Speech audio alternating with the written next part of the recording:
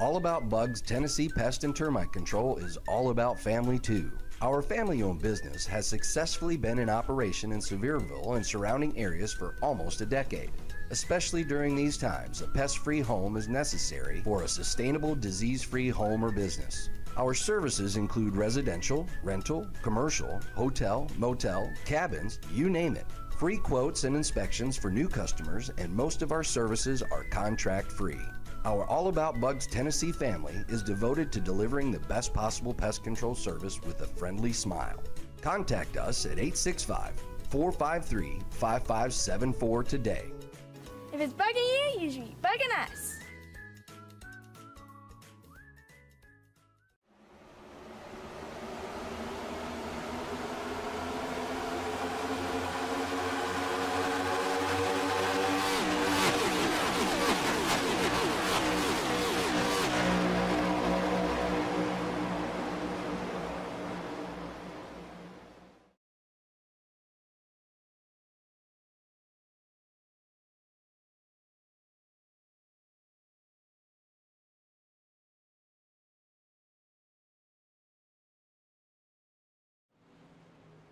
Ladies and gentlemen, welcome to the Revo Racing Network, and thank you for joining us tonight at virtual Richmond Raceway for the fourth race of the season for the Racing Revolution Coastal Financial Truck Series. My name is Rob Rader. With me tonight on pit road, we have Christian Bresnock, and in the booth, we have Michael Call. Michael, what are you expecting tonight? Hopefully we see a lot of green flag runs. Richmond is a notorious to see longer green flag runs in real life racing, but I'd like to see these guys go through some green flag pit stops and see them have to have some strategy here. We've been struggling with that a little bit here in the truck series, but these guys have had a week break, time to get back to it and regroup and go back to it. Tonight, Christian, I'm going to bring you in here to let us go through the rundown of tonight. Yeah, absolutely. We got 150 laps of racing tonight, stage end at lap 50. A 14-gallon tank, so about 81 laps of fuel. So we're going to see multiple strategies if there is green flag racing. Again, I'm with you there, Michael. I hope that we see it, but, I mean, time will tell. It is a short track, so regardless, looking forward to it, and I'm happy to be on the broadcast with y'all. We're happy to have you here. We got 5 sets of tires laying for these guys here tonight at Richmond. Rob, what are you thinking? Well, it's going to be one of those races where, like you said, we're either going to get a really, really long green flag run in there, or we're going to see a lot of caution. So hopefully we get a lot of green flag racing with these guys. It should be highly entertaining with these trucks. They're really loose on the exit of the corner, so really looking forward to it. But to get to our qualifying order here, starting on pole is Clint Cox, second, Jordan Martin. Inside of the second row is Jeremiah Nelson. Outside of him, Trevor Earhart. Starting fifth, Grant Thorpe, the fuel calculator. Starting sixth, Chris Stamper. Seventh, Jackson McGeorge. Eighth, Jacob Sirkovich. Ninth, Tyler Harrison. And 10th, Dylan Picklesheimer. Starting 11th will be Sam Taylor in the 71. 12th, Christopher Lowry. 13th, Matthew Robinson. 14th, Waylon Turner. 15th, Dustin Adams. 16th, Kevin Orlando Jr. 17th, Chris Nail.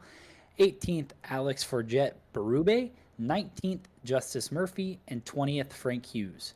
And 21st, we have Parker Johnston. 22nd, Dominic Hughes.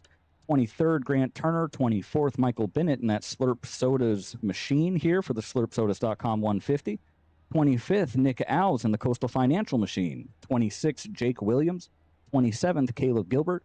28th, Chris Schaefer. 29th, Trevor Keith. And 30th, Eddie Wildermuth. Rounding out the back end of the field, 31st, Michael Reed.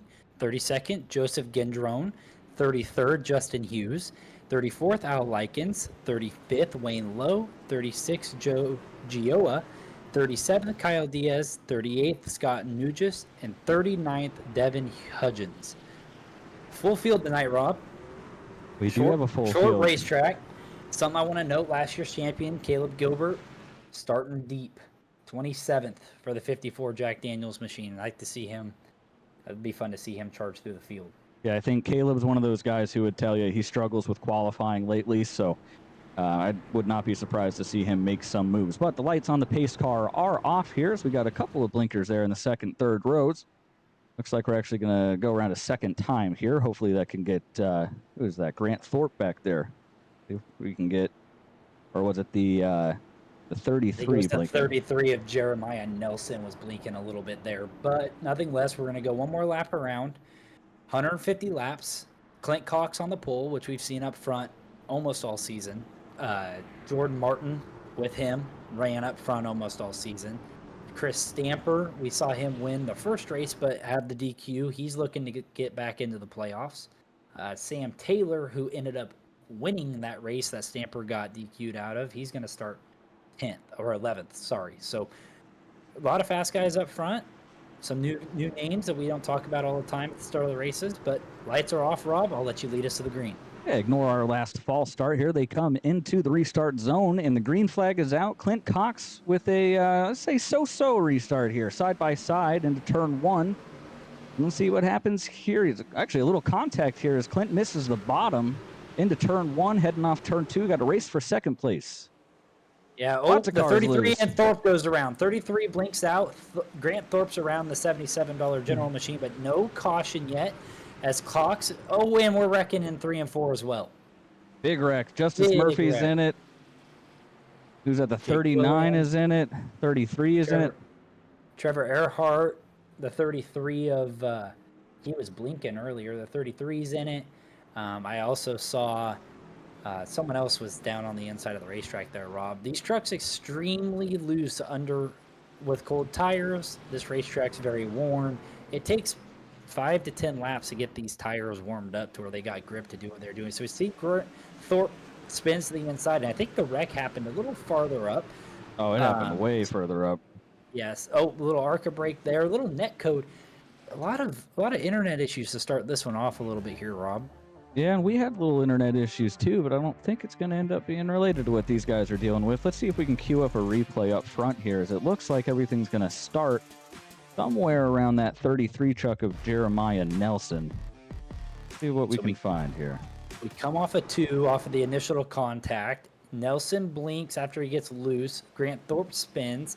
Nelson comes back in and loses it under Earhart and turns Earhart, collects Stamper. Murphy gets turned. Hughes gets involved. Michael Reed's involved. Michael Bennett's involved. Jake Williams. It was just an accordion effect from there, Rob. Yeah, that's going to be really frustrating if you're Chris Stamper. I mean, right at the beginning of the race, nowhere to go, nothing you can do, and they just fall in your lap. Let's take a look on board here with Chris Stamper and see exactly how things were looking for him here. As we head down into turn 3, 33 just gets loose, and I mean, nowhere to go. Yeah, the 33 was blinking from when we were under pace laps, and you saw there from that in view a lot of net code to the 00 of Earhart, and then a lot of net code once everybody got in the wall and got into him. So I'm not going to say net code's why he spun. I think he got in there a little hot on cold tires and lost it a little bit, but definitely some internet issues there to start this one off. Well, hopefully this is a little wake-up call for these guys. Going to knock off a week of rust. Everybody here, have a week off. Daytona, if you count that as racing, depends on who you ask. Maybe 2 weeks off. So, these trucks are a bit of a handful around here, especially like you said, on those cold tires. And hopefully this can kind of help guys settle in. Just unfortunate that we took out some really fast trucks here in that first one. Yep, that'll happen sometimes at the start of these races, especially with a week off. Some things to note: Sirkovich up to 4th. We don't talk about him a whole lot in the top 5, but that 18 truck was able to make it through that mess there on the start. Tyler Harrison's in 5th. We don't talk about him as much up front as well in the truck series. So good starting positions for these guys, and I hope to see them maintain those throughout these next 145 laps. Yeah, and speaking of good runs, you have Sam Taylor here in 7th. It's early still, but, he's had a rough start to the season, I'd say. So running 7th here is definitely a great start for Sam Taylor. We'll see if he can keep it together here for the rest of the night. Looks like we're getting ready to choose. Choosing down right here at the line. Your choose cone's that little gray box down at the bottom of the Richmond Racing, I guess we should call that, finish line. Doesn't look like everybody's staying quite a ways away from it at this point, but sometimes you'll get guys trying to trick the guys behind them, and that can cause you to hit it. And if you hit it, and you don't claim it during the race, you can see what happened to Chris Stamper and get a win taken away. So or like the 3 truck just hit it there for sure. And Wayne Lowe. 34 of Wayne Lowe. So there's 2, which I would imagine we're going to see them go to the back. If not, we know that they have a penalty coming up. Another thing to note here, back in the 26th position is Trevor Keith. We expect him to have a fair amount of speed tonight. He did start with an EOL tonight due to on-track negligence. If you remember back to our Daytona race, he got shuffled out of line there on the apron and then was trying to merge there in turn 3. Ended up getting into a couple of guys. He did have what is deemed an L1 penalty for that, so he has an EOL for tonight's race. Much like Caleb Gilbert back there, he's got a lot of work to do to get to the front. Yeah. Another thing to note is after the choose cone, these officials may be adding a lap to the pace laps just so that the full field can catch up. So we may have a little bit of a delay after the choose cone and not going green that time by. But this time into 3 and out of 4, I believe Rob, Clint Cox, and Jeremiah Martin are going to lead us back to the green. They will. This time, Clint Cox is in full control of the field, and he goes early in the box, gets a nice restart here. He's going to get clear of the 74, see if Jackson McGeorge can stuff his car down there inside of the 74. Looks like the 74 is clear, and we got the front 3, maybe 4 cars. Nope, Jacob Sirkovich jumping to the outside down the back straightaway of Jackson McGeorge. Sirkovich and McGeorge side-by-side into 3 for 3rd. I would like to say that the bottom line is going to prevail here, but off of the corners here at Richmond, you get so loose. There's just so tight off of 2, and it's so wide with the banking off of 4. Still side-by-side down into 1. Yeah, it can be really difficult trying to get that throttle down. Oh, speaking of the throttle down, there he goes. And Harrison's almost upside down. Great job by the field avoiding him. Schaefer gets turned, but he's not going to hit Keeps it out of the wall. Man. Great job by the field avoiding the 18 there as he was sideways in front of, let's say, 37 trucks probably after. The 86 looks like he may have gotten turned as well while checking up for that. Yeah, and it's just difficult there. You're trying to clear that guy. You know you've got a great run on him. You put the throttle down, spin the rear tires. Next thing you know, around you go. Let's see what we can pull up here for a replay for us.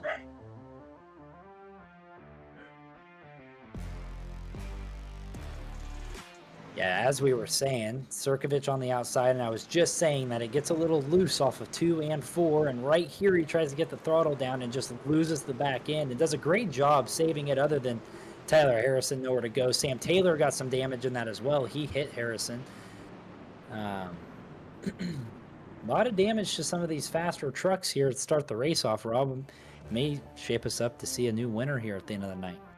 Yeah, I think at this point we've got significant damage on most of the guys who started there in the top 6 or 7. So, yeah, rough start to the night for sure.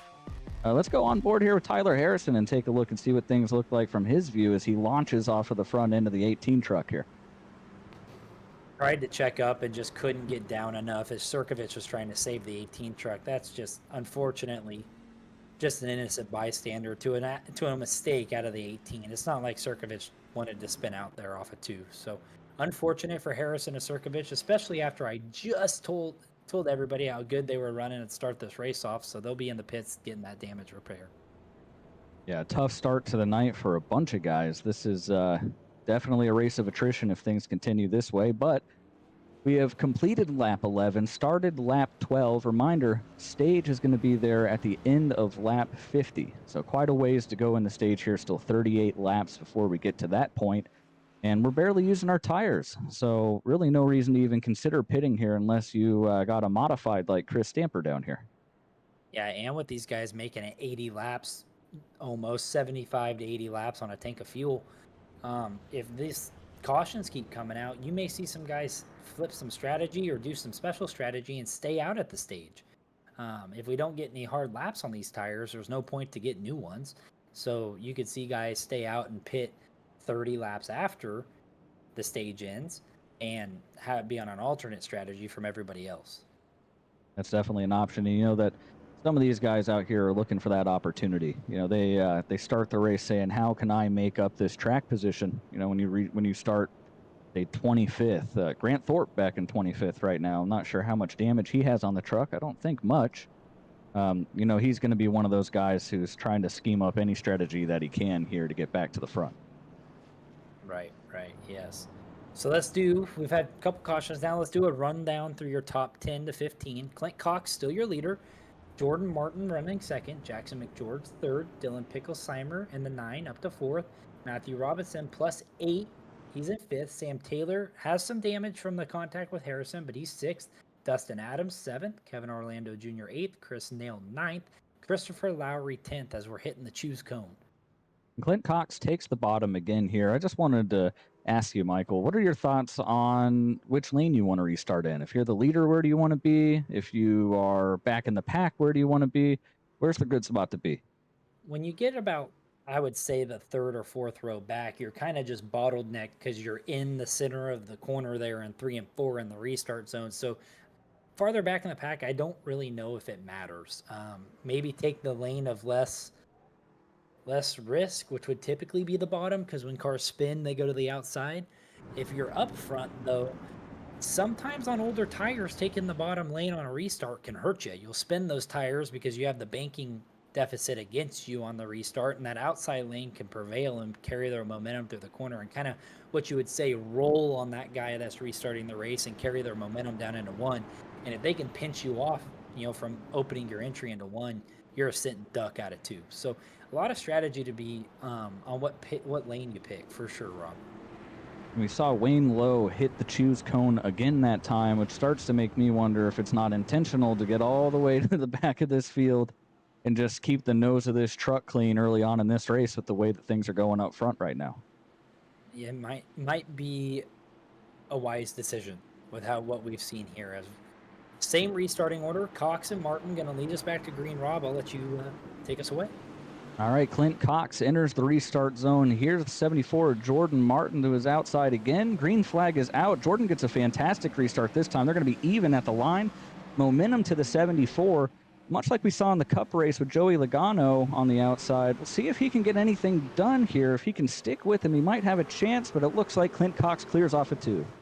Yeah, I like what Clint he just did there. He just opened his entry into 1 and didn't let Martin pitch him down as Martin crosses back underneath the 0-3 and drives underneath of him down the front stretch. The clock's got a little loose there off of 4, but was able to carry his momentum. He's going to probably try to clear the 74 down here into 1. Yeah, he might have missed the bottom there in 3 and 4. Maybe that's just the line he wants to run, but right now he has a mirror full of the 74 of Jordan Martin. He takes the bottom down here in 3 and 4 this time. Leads me to believe that was a mistake, but yeah, he's not getting away this time. Yeah, 1-2 nose and tail fighting for the lead. Cox and Martin, you got McGeorge up into 3rd.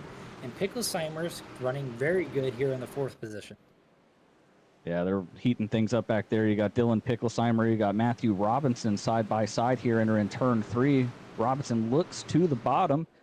See if he can get the run off of the corner and get clear of that 9 truck. Looks like he has the position, and he does. Good pass there by Matthew Robinson. Just was able to stick the bottom there off of 4, which is so hard to do sometimes here at Richmond. And still, not even a car length separate your leaders. I have a feeling we're going to see these guys run at 1-2 most of tonight and be pushing each other around the racetrack. You may be right. Meanwhile, move further back in the field here. We have a absolute cluster with these guys back here. 3 wide behind this, actually. Oh, Nick Owls, a little contact there. Saves the truck. Great save from Nick. Yeah, a little loose there into 3. You got a little door bang from the 15 of Trevor Keith, as we mentioned earlier, Rob. Trevor's going to be coming through coming through the field as fast as he can. He needs those stage points to attempt to stay in this championship hunt.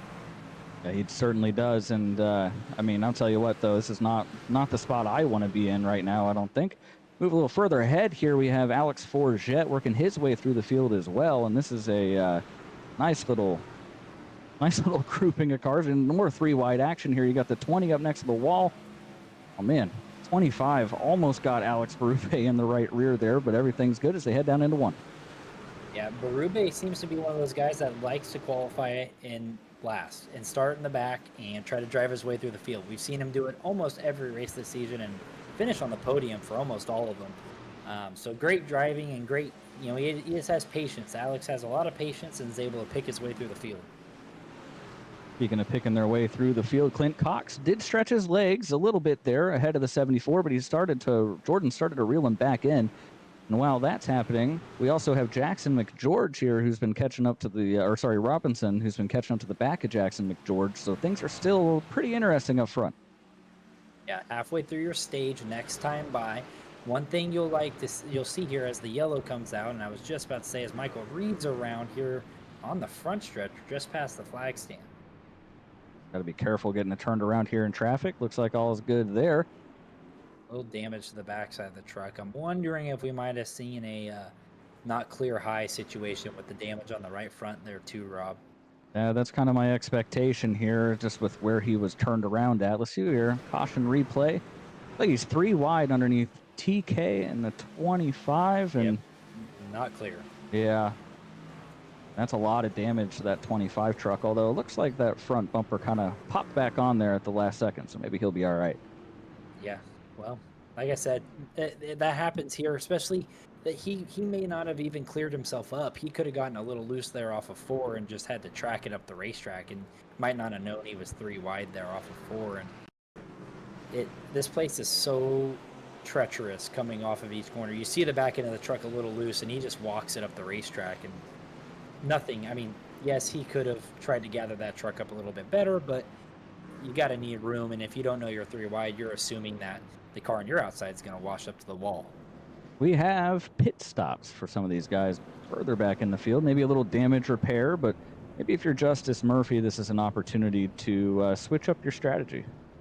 Yeah, from here, going 75 laps on a tank of fuel, you could almost make it to lap 100. So you could flip the stage, try to get some track position for that second stint, I should say, and try to keep it. You're going to have to pit earlier in these guys that run all the way to the stage or even after the stage. And it's kind of going to determine your pit strategy on what those guys do. If they stay out at the stage, if they pit at the stage, it's going to depend on what you do for the rest of the night. Yeah, and looks like the 33 took tires there. Not sure that's going to net them a whole lot, but I think they do have 5 sets of tires tonight, so, I mean, that's more than you probably need. And looks like Jacob Sirkovich didn't beat the pace car off there, so an unfortunate break for him. Yeah, he's going to have to wait until the pace car comes all the way, or the whole field actually clears the exit of pit road before pit road's going to reopen again for the 18 truck. Familiar faces up front. Frank Hughes is up to 8th. That's a new one. Chris Nail up to 7th. Good run out of the 88 truck. And Sam Taylor, like we said at the beginning of the broadcast here, he's still hanging in inside the top 10. So he's continuing his good run here so far. Yeah, got some damage there from that wreck with Tyler Harrison where Sirkovich got loose off of 2. And Harrison went airborne and almost flipped into the infield. He caught a piece of that. Kevin Orlando, we've seen him up front all year long, but haven't seen him be able to close one out 100%. Could tonight be the night, Rob, that Orlando's able to keep that truck clean and stay up front? You know, it wouldn't really surprise me. Kevin is pretty quick, and, I mean, the car looks fast. Probably one of the best-looking cars out here on the track, so it's hard not to pull for him, but you know, him and Chris Nail both there on that OMT racing team, they've been having really good performances lately, and I would not be surprised at all to see either one of them bring it home here tonight, no doubt. Okay, I think we are coming to the choose cone this time by. We've seen Clint take the bottom every time. Looks like Martin might stay down there. No, he's going to change his mind. McGeorge is going to change his mind. Robinson to the outside. Picklesheimer at the bottom. Nail and Orlando both follow each other to the top. Interesting to follow each other to the top there, but maybe you're just a little more comfortable with that guy that you know well in front of you here early on with all these wrecks we've been seeing. With there being teammates, getting down into one, definitely would like someone behind me that I know is going to check up, because I'm going to be checking up early, watching these guys out in front of me. Take a nice little overhead look here at beautiful Richmond Raceway. As we left the back of the field, like I mentioned earlier, from that choose cone, they're going to try to catch up here, and they're going to be 1 to green this time by. So we'll be going green right there at the Geico restart zone. You see there in the bottom left corner of your screen, or kind of in the middle now, this time by. All right, so let's recap the race so far. Not a whole lot to say. Cautions, lots of cautions.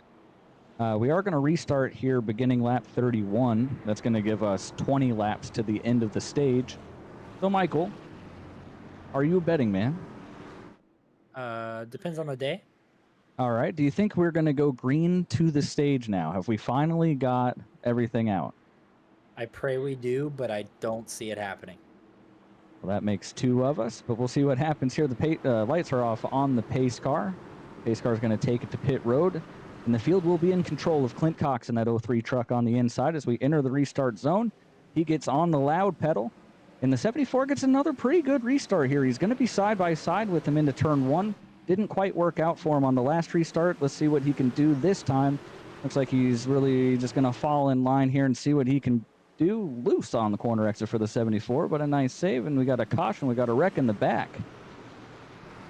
Another caution here. Nick Alves, Michael Reed, Tyler Harrison, the 33 machine, Dustin Adams, Joseph Gendron, who we saw end up winning that spectacular finish at Daytona. Struggling here, Rob. Struggling again. Struggle. It's, yeah, well, let's see what happened here first. Looks like Grant Thorpe really loose. And Nick's blinking, and he gets run over. Because he was blinking. Yeah, probably would have been okay without the blinking there. And oh my goodness, who is that? That's an ARCA brake. That's an ARCA brake. Dustin Adams comes in late there, unfortunately, and tags Nick Alves, who probably won't be very happy about that one. Yeah, and that was Thorpe lost it on the entry of 1, and I think Alves checked up, reacting to that. Well, as he checked up, his internet blinked out, which leaves Schaefer has no idea where that truck's at all, going there. And so Thorpe spins in front of Alves. Alves lifts, blinks. Schaefer blinks. Schaefer, yeah. I mean, you can't blame that on Chris Schaefer at all. He's got no idea where that 24 machine is. Oh, no, he didn't hit Nick Alves. He hit Michael Reed. Yeah, it sent him about 8 feet down the racetrack. It was a pretty hard impact to the 91 truck. It really was. All right, well, I'd say let's reset, but I'm not sure that we have gotten out of the starting blocks here, really, for our race tonight, Michael. Right. We're still trying to get some green flag laps in. We got a little bit there, the caution before, that'd be the second caution of the race. We got about a 5 to 8 lap run. But, Rob, I'd like to bring up our new guy here at the Revo Racing Network, Christian. What do you got for us down on pit road? I know you don't have a lot of developing strategy, but I'd like to introduce you to the fans and get you in here a little bit. Well, not a lot right now. We haven't had enough of a green flag run. I've been trying to ask around, but obviously these incidents have been putting a damper on everybody's plan except Clint Cox and Jordan Boisford. So we'll see. I mean, obviously we're nearing the end of this stage. I think that's really when we'll get a reset.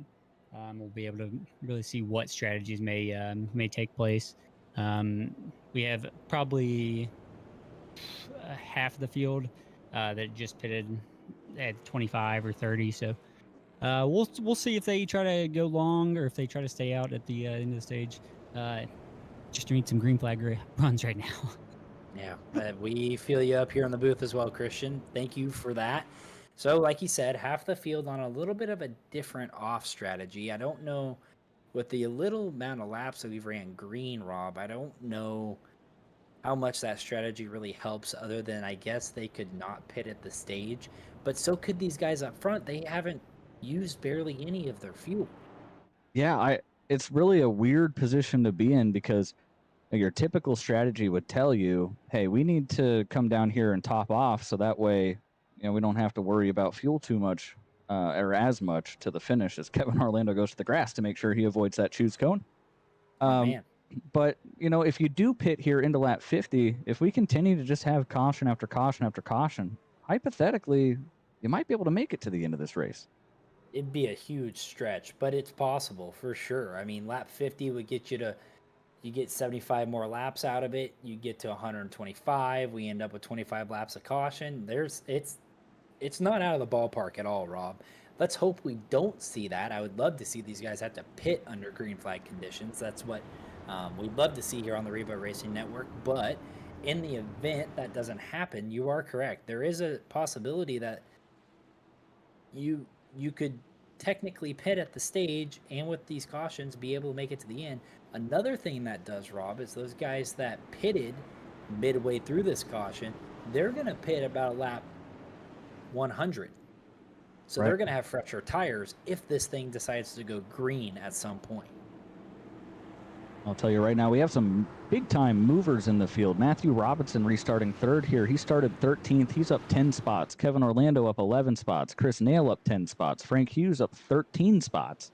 Grant Turner 12 spots. Al Likens is up 21 spots to start this race. Devin Hudgens, shout out to the VR man back there, started dead last on the field, I think. He's up 22 spots to 17th. So lots of movers here. Pace car is off. Clint Cox has control of the field yet again into the restart zone. He goes early again.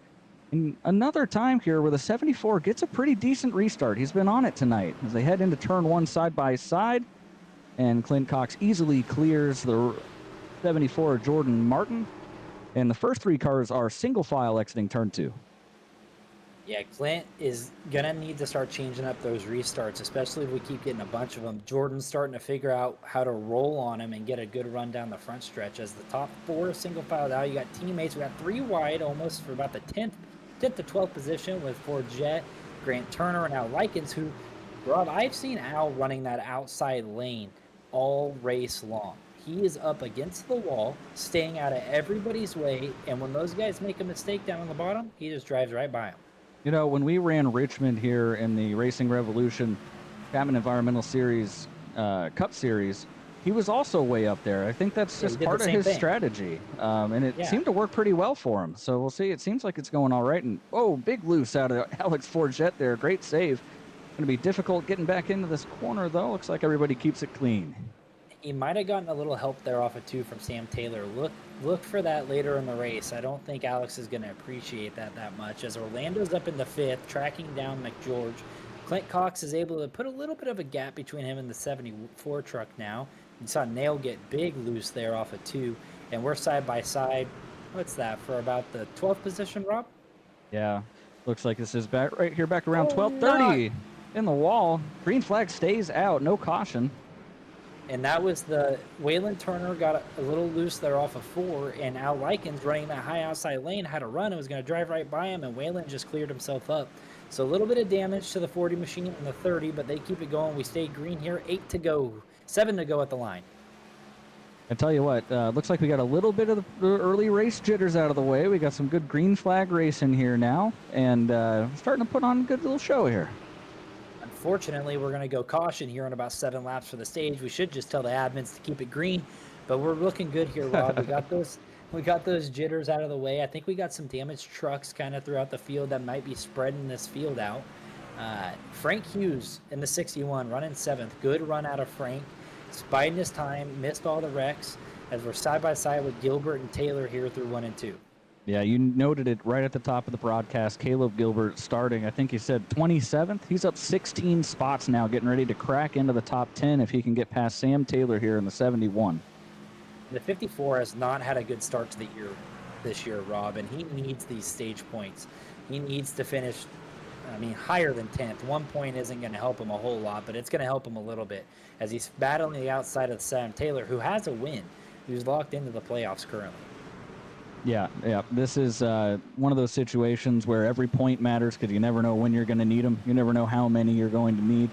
And I guarantee you Caleb's doing everything he can on the top here to try to secure that last point as we continue to have a little bit of an accordion up front. It's kind of odd. You see Clint Cox keeps building a little gap to the 74 of Jordan Martin. And then Jordan starts to reel him back in a little bit. And once he gets to Clint Cox, Clint seems to just pull it back out again. It's definitely an interesting little dynamic between these two here up front.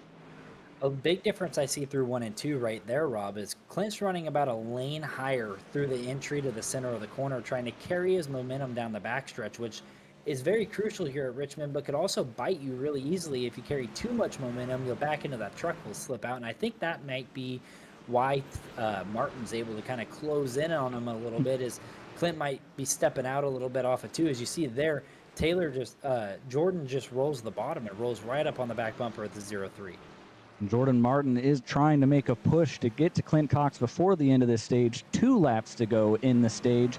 Can he run him down? 74 stalking the 0-3, catches him big time here through the center on 1 and 2, but loses it down the straightaway because Clint's carrying that momentum down in the 3. He's going to try something different. He's going to run the outside line. I'm not sure. He's going to have to carry a lot of momentum here down into 1, Rob.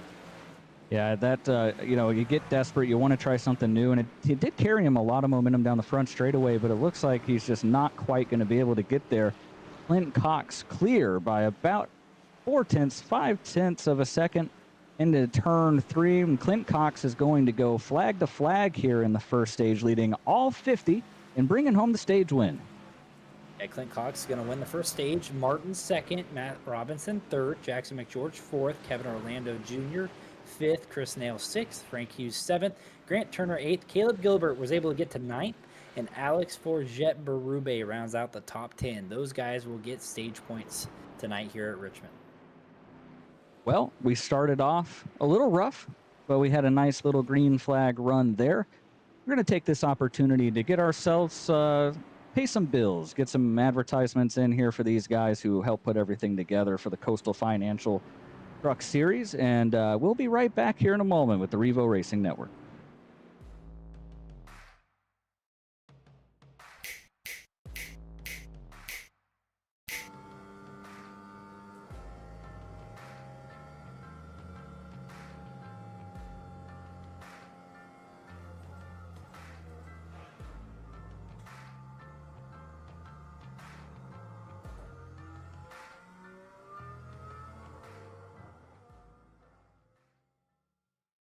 All About Bugs Tennessee Pest and Termite Control is all about family too. Our family-owned business has successfully been in operation in Sevierville and surrounding areas for almost a decade.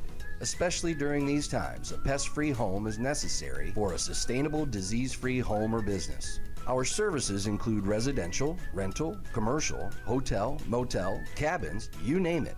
Free quotes and inspections for new customers, and most of our services are contract-free. Our All About Bugs Tennessee family is devoted to delivering the best possible pest control service with a friendly smile. Contact us at 865-453-5574 today. If it's bugging you, you should be bugging us.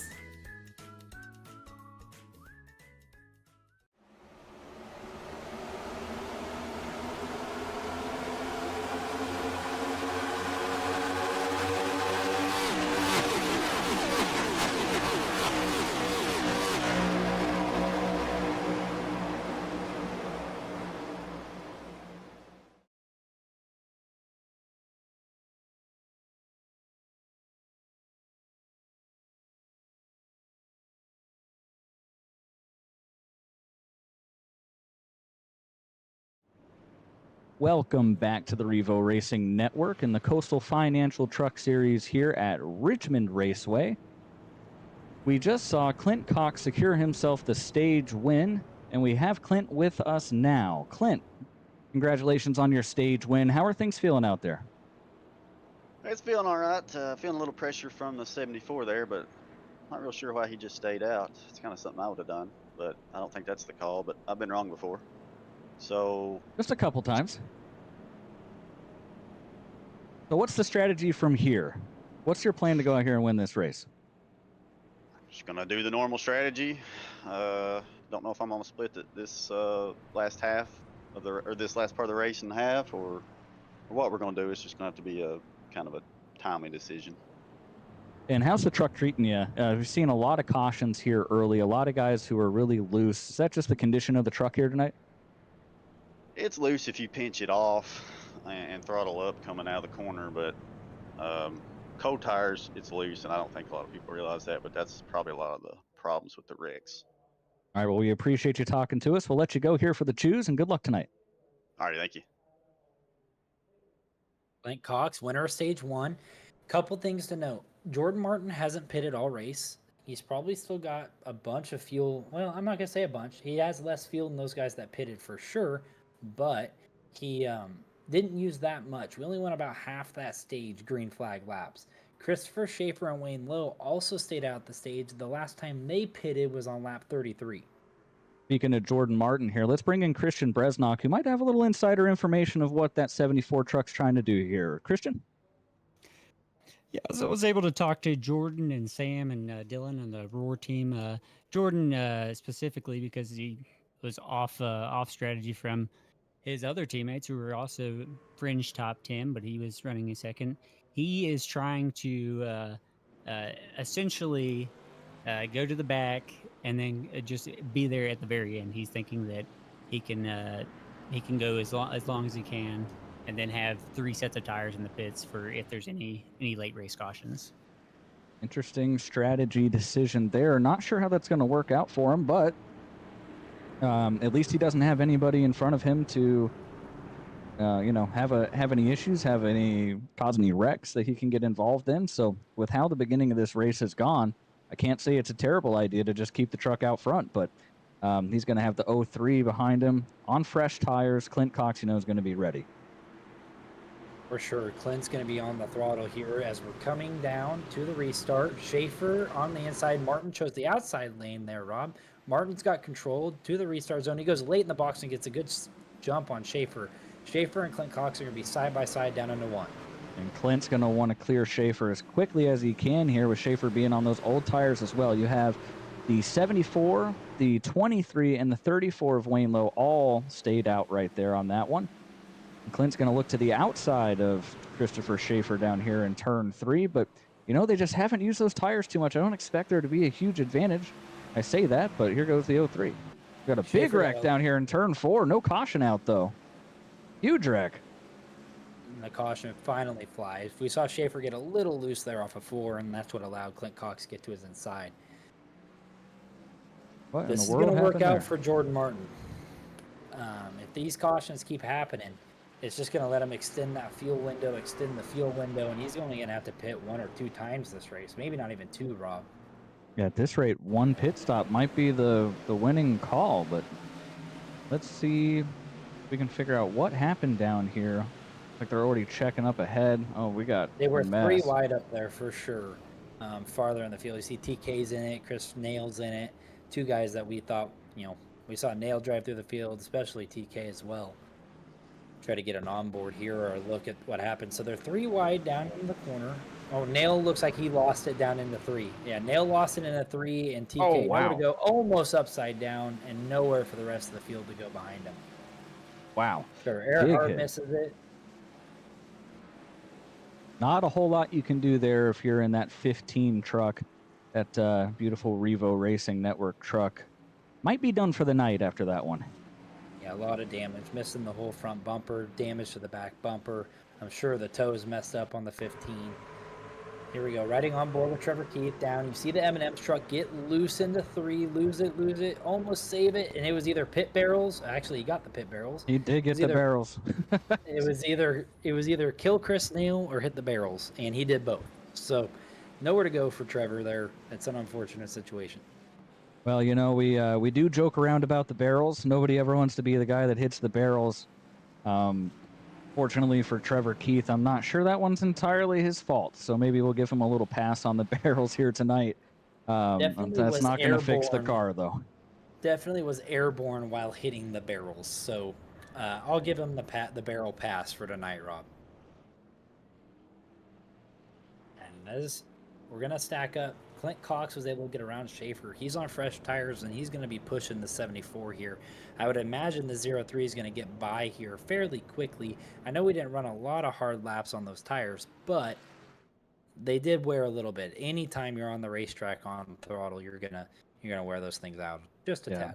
Yeah, tire wear is always going to matter, but really, Clint Cox, Jordan Martin, these guys have been the class of the field to start this race. They've been pretty much matching lap times. I think, Michael, you said during the break that they actually have the exact same fastest lap of the race, the exact same time down to the 1,000th of a second. Yeah, they both have ran 21 second 8.846 lap times as their best laps. What more would we expect? They ran on top of each other that whole first stage while it was green.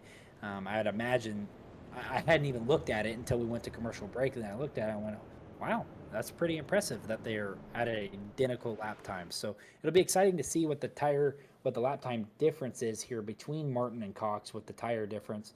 Schaefer, we saw struggle a little bit there off of 4. He doesn't have as old of tires. Him and Wayne Lowe, who are in the 3rd and 4th position, they pitted at lap 33, so they split the stage. So they have a little bit fresher tires than your leader, but not as fresh as Clint Cox. And speaking of fastest lap times, you can see on the tower right now on the right side next to the names, it's everybody's fastest lap time of the race so far. As we hit the choose cone, Jordan Martin takes the inside, Clint Cox outside, Schaefer inside, Wayne Lowe outside, Kevin Orlando in 5th takes the outside, and everyone's just going to kind of pick the shortest lane from here, I think. Yeah, that's typically what I do when I'm back, 15th on back. I'm just looking, trying to count how many went down and how many went up, and I'm trying to pick the shortest one to gain as much track position as I can. Oh, you're not back there too often, are you, Michael? All 15th? the time, Rob. No? Okay. All the time. That's about where I live. Is that your you got a residency there back in the back half of the top 20? Yeah, I've definitely found myself back there quite a few times. Didn't at Indy, me and you actually put on a great show. That was fun. At Indy, until I got wrecked by the best guy in the league, but we won't talk about it. I didn't wreck you. No. Oh, yeah, I guess you are the best guy in the league, but old Jeremy Burns, who we've seen here on Revo Racing Network, dominate truck races before. We were just all hard racing, and no harm, no foul. It was hard racing. There was 2 to go. I was on old tires, blocking my life away. Was almost out of fuel. I was doing everything I could to try to win or finish the top 5, so I deserved to get wrecked. It happens. Well, you got to take those chances every once in a while, Rob. Sometimes they work out, sometimes they don't. Well, who's going to take the chances here tonight? Right now, it's Jordan Martin who stayed out. We are going to be completing lap 65 here. It's going to leave us with 85 laps, if my math is correct. Jordan enters the restart zone and goes nice and early, all by himself there in the front row. Gets a fantastic restart, leaving Clint Cox and Chris Schaefer side by side for second, heading down into turn 1. Something I like to note is when Clint Cox was leading the race, he took the bottom. Jordan took the outside with Christopher Schaefer to his inside on that previous restart, and here he stuck Cox to the outside because he knew Clint hasn't restarted up there very much throughout the race. So kind of a little bit of a mind games going on there for the front row as Cox is able to clear Schaefer there off of 4. Yeah, and look who's creeping up into the picture here. 4th on the inside of Christopher Schaefer, Caleb Gilbert, up 23 positions. Here he comes in the top 5, trying to get into the top 3, and we'll see what he can do here if he can get clears. We got another caution. Huge wreck back here again. We are going through trucks tonight. Yes, we are. Someone's going to need to take out some loans to pay for these damages, Rob. Yeah, this is going to be an expensive night for a lot of people. Let's see if we can pull up here with a replay, see if we can figure out exactly where this thing started. So many trucks involved, it's kind of hard to say. Yeah, I saw the 30 of Waylon Turner, another a white truck. I think it was Picklesheimer as well that almost just lost it there through 3 and 4. But we'll see here on the replays. You see Turner, and that's Grant Turner. Waylon Turner and Grant Turner, and Justice Murphy sends Grant Turner and sends him into Waylon Turner. And Chris Stamper ARCA brakes, and Gindron ARCA brakes, and just nowhere for the rest of the field to go. We got some Turner on Turner crime down there. It looks like that's a Murphy on Turner crime. Well, yeah. So it looks like it looks like Grant Turner is just gonna get into the corner a little hot behind Waylon, and then it's just kind of accordions backwards. See if we can get an angle of it here. Oh, yeah. He did drive in deep onto Waylon's left side, and then he checked up, and Justice was just following him into the corner. And here comes everybody in front of you. Yeah. Well, once Grant drove in there and got to the left rear and didn't want to wreck Waylon and got on the brakes, Justice drove in just as deep as Grant did. So that just leaves Justice nowhere to go, and he runs into the back of Grant, which puts him into the back of Waylon Turner, who then causes the rest of the pileups. Got a lot of trucks on pit road. A lot of trucks trying to fix their damage. And, let's not lose sight. Something important here is Chris Stamper is unfortunately not going to beat the pace car off, I don't think, here. Maybe he thinks he does. Modified tonight. Well, maybe he beat him out. But if you did see right at the end of that last replay that we had for that caution, you did see the double bald truck or the 00 truck of Trevor Earhart run into the barrels there at the end sideways. Oh, so he did. we can make we can go ahead and add him to our barrel counter for the night. We have 2 cars or trucks, I should say, now who have ended up in the barrels. Old Baldy got in the barrels, huh? Yeah, yep. Tough night for people named Trevor. Both Trevors have now hit the barrels. Have gotten into the barrels. Rob, Both Turners crashed. Both Trevors are in the barrels. Both Trevors. Yeah, we're having a night. We're technically 4 for 4 tonight, aren't we, Rob? We are. One thing I want to do here real quick, Rob, our presenting sponsor tonight, Slurp Sodas. Michael Bennett's in the 8th position here. I'd like to give a quick shout out to Slurp Sodas. This race is brought to you by Slurp Sodas, located in Scottsdale, Arizona. Their truck roams the vibrant streets of the greater Phoenix area, adding a splash of flavor to your day. Discover them at local hotspots from downtown corners to community events, serving up a signature lineup of refreshing sodas and invigorating energy drinks. For general information or to order catering, visit their website at slurpsodas.com. You can also find them on TikTok, Instagram, and Facebook at Slurp Sodas. Slurp Sodas, refreshingly different. Man, we're getting really good at those. I'm getting better, man. My lisp is starting to. I'm starting to figure it out. I'm proud of you. Well, Looks like Christian Bresnock down on pit road has some intel for us about the 54 Caleb Gilbert currently running 3rd. Christian, what do you got? Yeah, I was able to speak to Caleb and figure out how he's able to avoid the chaos and get through traffic. Honestly, he's just as surprised, but he does feel comfortable. He doesn't really know what car he has right now or if he has anything for Clint or Jordan. Obviously, Jordan's on a different pit strategy, but he does know Clint's pretty quick. But he's just trying to save tire for right now and then try to go after him. So should be a good battle shaping up between them two, those 3. So just look out for that in the closing laps. All right. Thank you, Christian. Always appreciate the intel. Rob, I want to mention also we are getting into the fuel window where there's a possibility of making it to the end.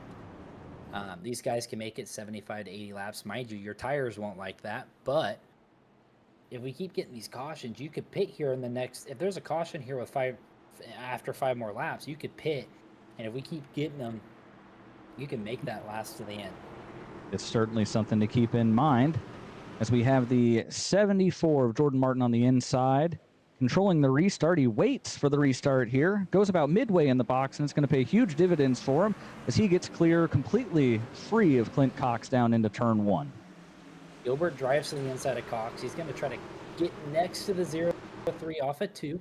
Maybe run him up the racetrack just a little bit. No, he's going to tuck in behind a Schaefer solidly into 4th, excuse me, almost 3 wide with Orlando and Wayne Lowe.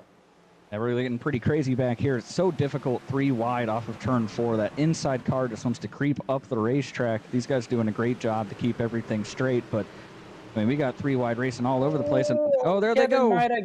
Kevin might have gotten Schaefer there off of 2. And there's the whole field once again. We got one upside down. Do a barrel roll. Joseph Gendron back there, I believe, in the 86 Starlink, decided to become a satellite out there. Yeah, definitely floating up with the Starlink machine. I'd like to see that off the nose of Orlando. I think Schaefer had to check up a little bit. He might have gotten a little tight. I don't know. It seemed like the back end of Schaefer's truck came around quicker than just getting a little loose. You might be right. Let's see if we can cue that up here with our replay. They're in turn 1 here. Looks like they get, a little help from Kevin Orlando is going to kick this whole thing off. And then he drives away. Yeah. And you see again drawn upside down on the back. One thing I'd like to add a little bit to that, Rob, as Christopher Schaefer's teammate, last year, Schaefer not the happiest with Kevin Orlando throughout the truck season.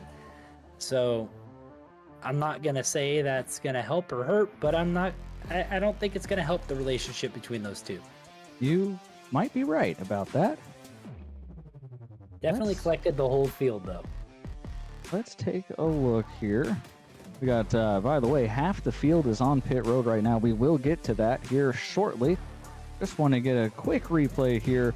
What it looks like to go on board with Joseph Gendron here. Huge wreck in front of you. Nowhere to go. Just trying to back it down. And then next thing you know, you get run over from behind. That's unfortunate. Yeah, he was definitely going to be clear of it as well, and just got hit from behind, and it just catapulted that truck up in the air. So pit strategy here, Rob. From about 13th on back came in there at lap 76. That's big because they can't make it on fuel. If we keep getting these cautions, you see those guys not pitting again. Another thing I'd like to note is Jeremiah Nelson, who we saw blinking in the 33 earlier and spun and caused the first caution of the race. Him and Justin Hughes both pitted on lap 70. Yeah, they So should they be are able to make it to close. the end from there. With they are close. cautions, they should be good. For sure. Rather than that, your leader has not pitted all race. We're over halfway. He has not came in. Clint Cox was on lap 52. Caleb Gilbert lap 52 as well. Wayne Lowe has been able to stay up front and stay out of the mayhem that's happened somewhat in front of him, kind of behind him. He last pitted on lap 33. So about four different strategies we got here, Rob. We got the leader out, hasn't pitted yet. We got guys that pitted at the stage. We got guys that pitted halfway through the stage. And we got guys that pitted at lap 70 and guys that pitted at this lap's caution. So we've got some differing strategies going on. Yeah, it's been a weird little strategy race because these are really tough, especially when you're running up front. You never know when the right time to pit is because you don't want to throw away all that track position. And depending on when that last caution is, that's going to help decide who the truck is up front. So, if you're Jordan Martin, you didn't pit at the stage. You didn't pit there. You didn't pit the caution before that. When do you pit without giving up? I mean, we just saw half the field pit back there from 13th on back. I don't think they're coming again unless we get a long green flag run. You have a tire disadvantage if we do have a long green flag run. I'm just struggling to see his path to victory right now unless he has things really turn around and go his way. Well, the one thing I can say, Rob, is if this does go green, he's going to have to pit here shortly. I don't know how many laps exactly, but it's coming up. So if we start going green here, he pits a little earlier than the rest of the field, but he may make that time back up during, when those guys are staying out on old tires and he's on fresh tires. So it's going to be interesting to see what happens here. It's all going to come down to the cautions. If we get another one or we get more, heck, he might stay out until he possibly is going to run out. He may be thinking, hey, I haven't used any fuel. For all we know, he may have 50 laps of fuel left. So 3 or 4 more cautions, heck, he could make it to the end. Yeah, he's going to be in a tough spot, though. I really struggle to see. Unless they can get, 15 lap green flag run right here, and he can try to maintain as much track position as possible, and then everyone comes down to pit for tires and everything. That's maybe his best shot, but, he's definitely not out of it. But he's going to need some things to go his way here. Yeah, and you could also think that those guys that pitted on lap 52, they could potentially make it to the end as well, as long as they save and get these cautions to fall their way. As we're coming to the restart zone, pace car's going to duck on off. Martin's going to lead us. Clint Cox to his outside with Caleb Gilbert in third and Wayne Lowe in fourth. Martin with another good restart. Didn't get he got about the same as what he did the last restart and clears himself by 4 or 5 truck lengths into 1. 69 laps to go as we take the green flag here. Caleb Gilbert trying to get past the 03 of Clint Cox. Has to fall in line. We got a big wreck behind him now. Again. Nowhere to go for Jake Williams. Nowhere to go for any of these guys. The good news for Chris Stamper is he didn't have a front end on it before that wreck. 51 has some major damage. It's not going to roll for him. Ouch. Yeah. Ouch. Rob, did you have to bring your calculator up to figure out that there were 69 laps to go? I did not. That was all mental math. Good job. I'm proud Thank of you. Thank you. I do my best. 69 let's laps to go. see. We've ran, 82? And we're still searching for some green flag runs. I have confidence in these guys to get us there eventually. It's really tough. You have 39 trucks on the racetrack. it's always tough to get some good green flag race. But let's see what happened here. You got the 61 of Frank Hughes down here on the bottom. They're beating and banging those Revo trucks ahead of him. And actually looks like Justice Murphy got loose, and then when he saved it, he came down and caught the right rear of Frank Hughes, who almost got destroyed by somebody coming in late there. Yeah, My that's goodness. what I saw there too. It looks like they were 3 wide, and Murphy got loose in between his teammate and someone else on the outside lane. I think it was Al Likens. And as he was trying to save it, you saw him clip the 61, but you also saw Sam Taylor spin, trying to avoid the spinning 12. That seems to be the case here a lot, Rob. Guys just losing it either on the entrance or on the exit. Oh, he got in the back of Jackson, checked up. This might be a lap before. Oh, nope. I'm not sure what happened then. Looks like he just got in the back of Jackson, and when he checked up, it just freed the back of the truck up and just wasn't able to control it there off of 2. Yeah, I mean, you get 3 wide, and it's just a hard track to be 3 wide. You got no grip. You don't know exactly where those guys are around you, and next thing you know, you're ping-ponging around and just trying to keep the car straight, and then you got a car around. Yeah, definitely end up at some point someone gets hooked. As the 74 machine we see continue to just stay out here. Rob, it may pay off with these caution laps. I mean, If he can make it all the way to the end, maybe. I mean, at this point, that would be incredible if he was able to save 70 laps, 75 laps of fuel because of the cautions.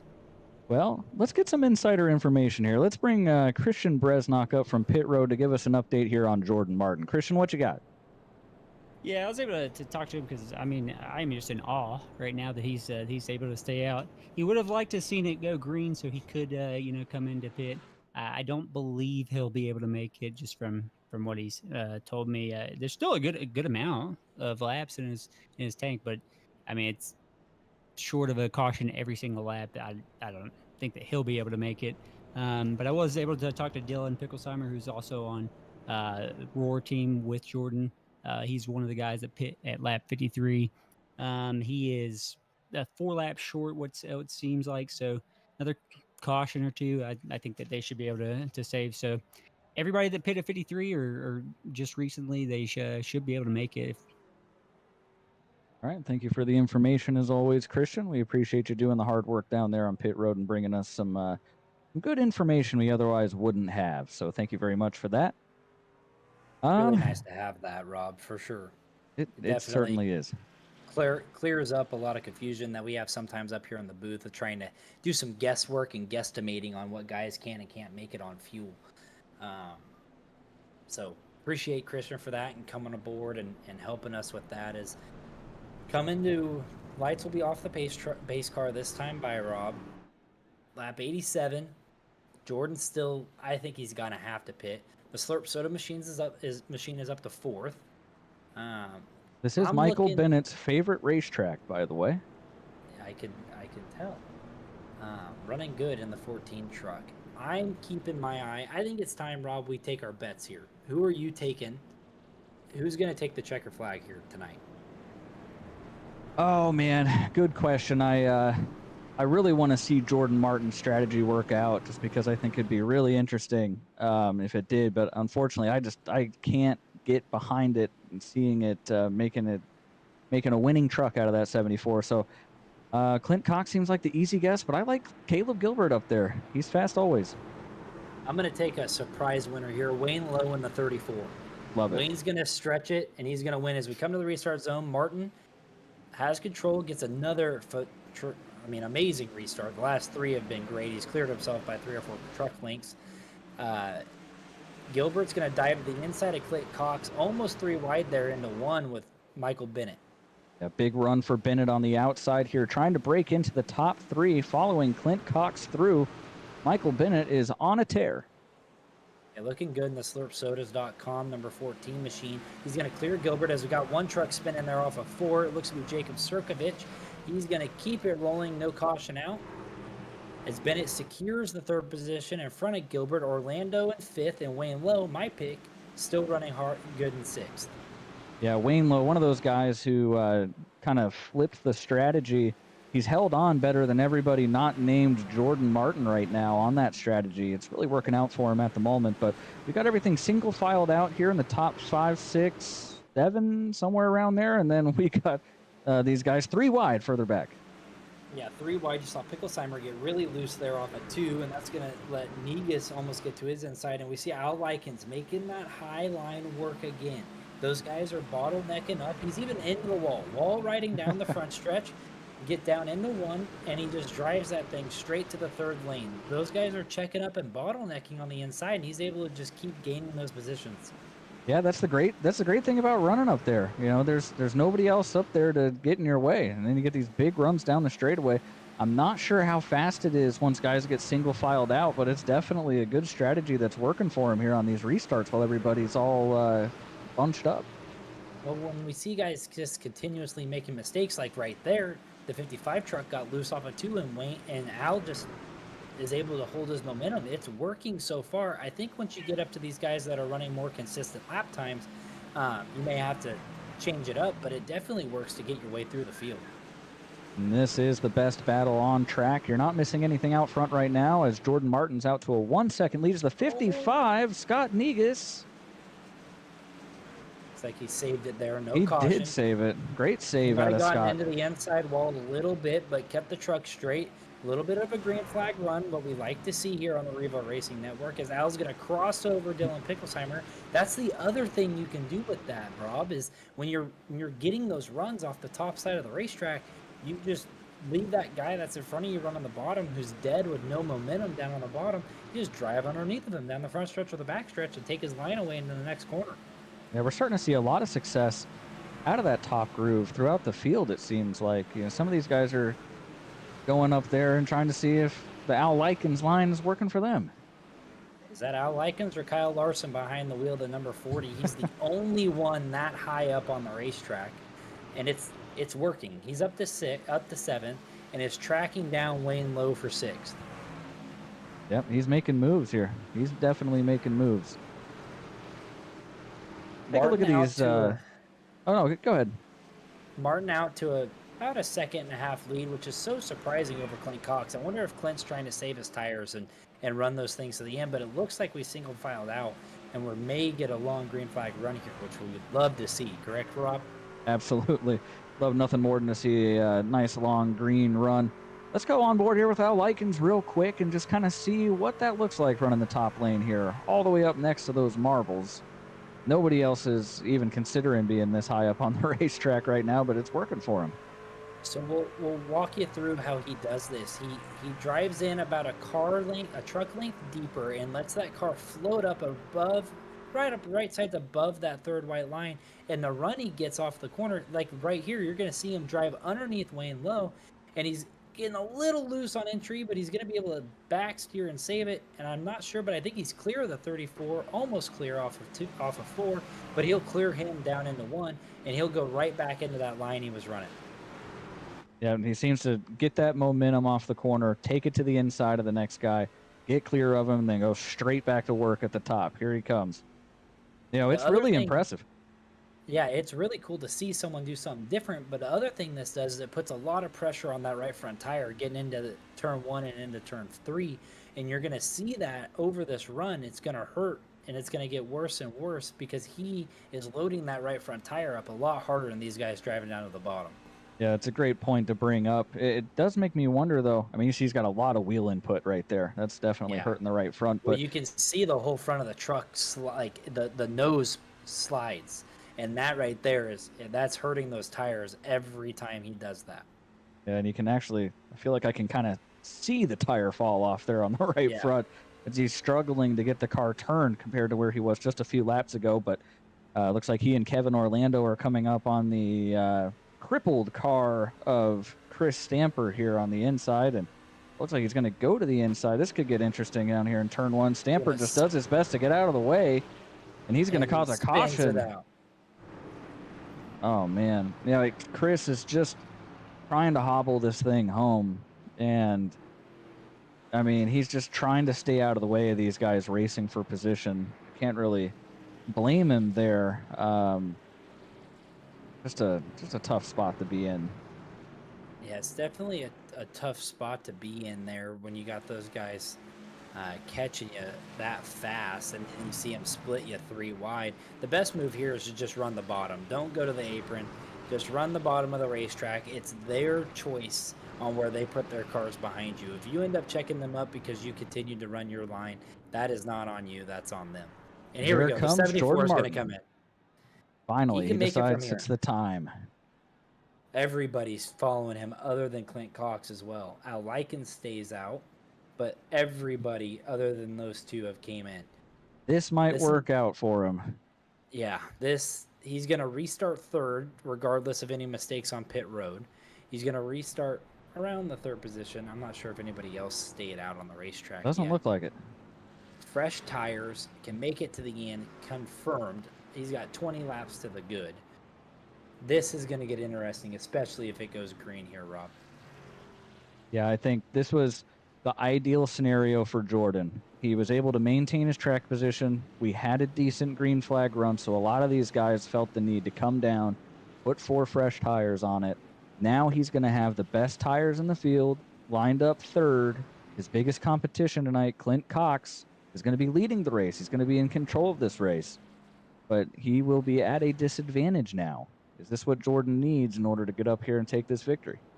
Yeah, I think when we brought Clint up here for the stage interview, he was saying that he wasn't sure why the 74 stayed out at the stage. And now I'm flipping around and I'm not sure why Clint stayed out there. You saw the whole field pit. You saw him pit.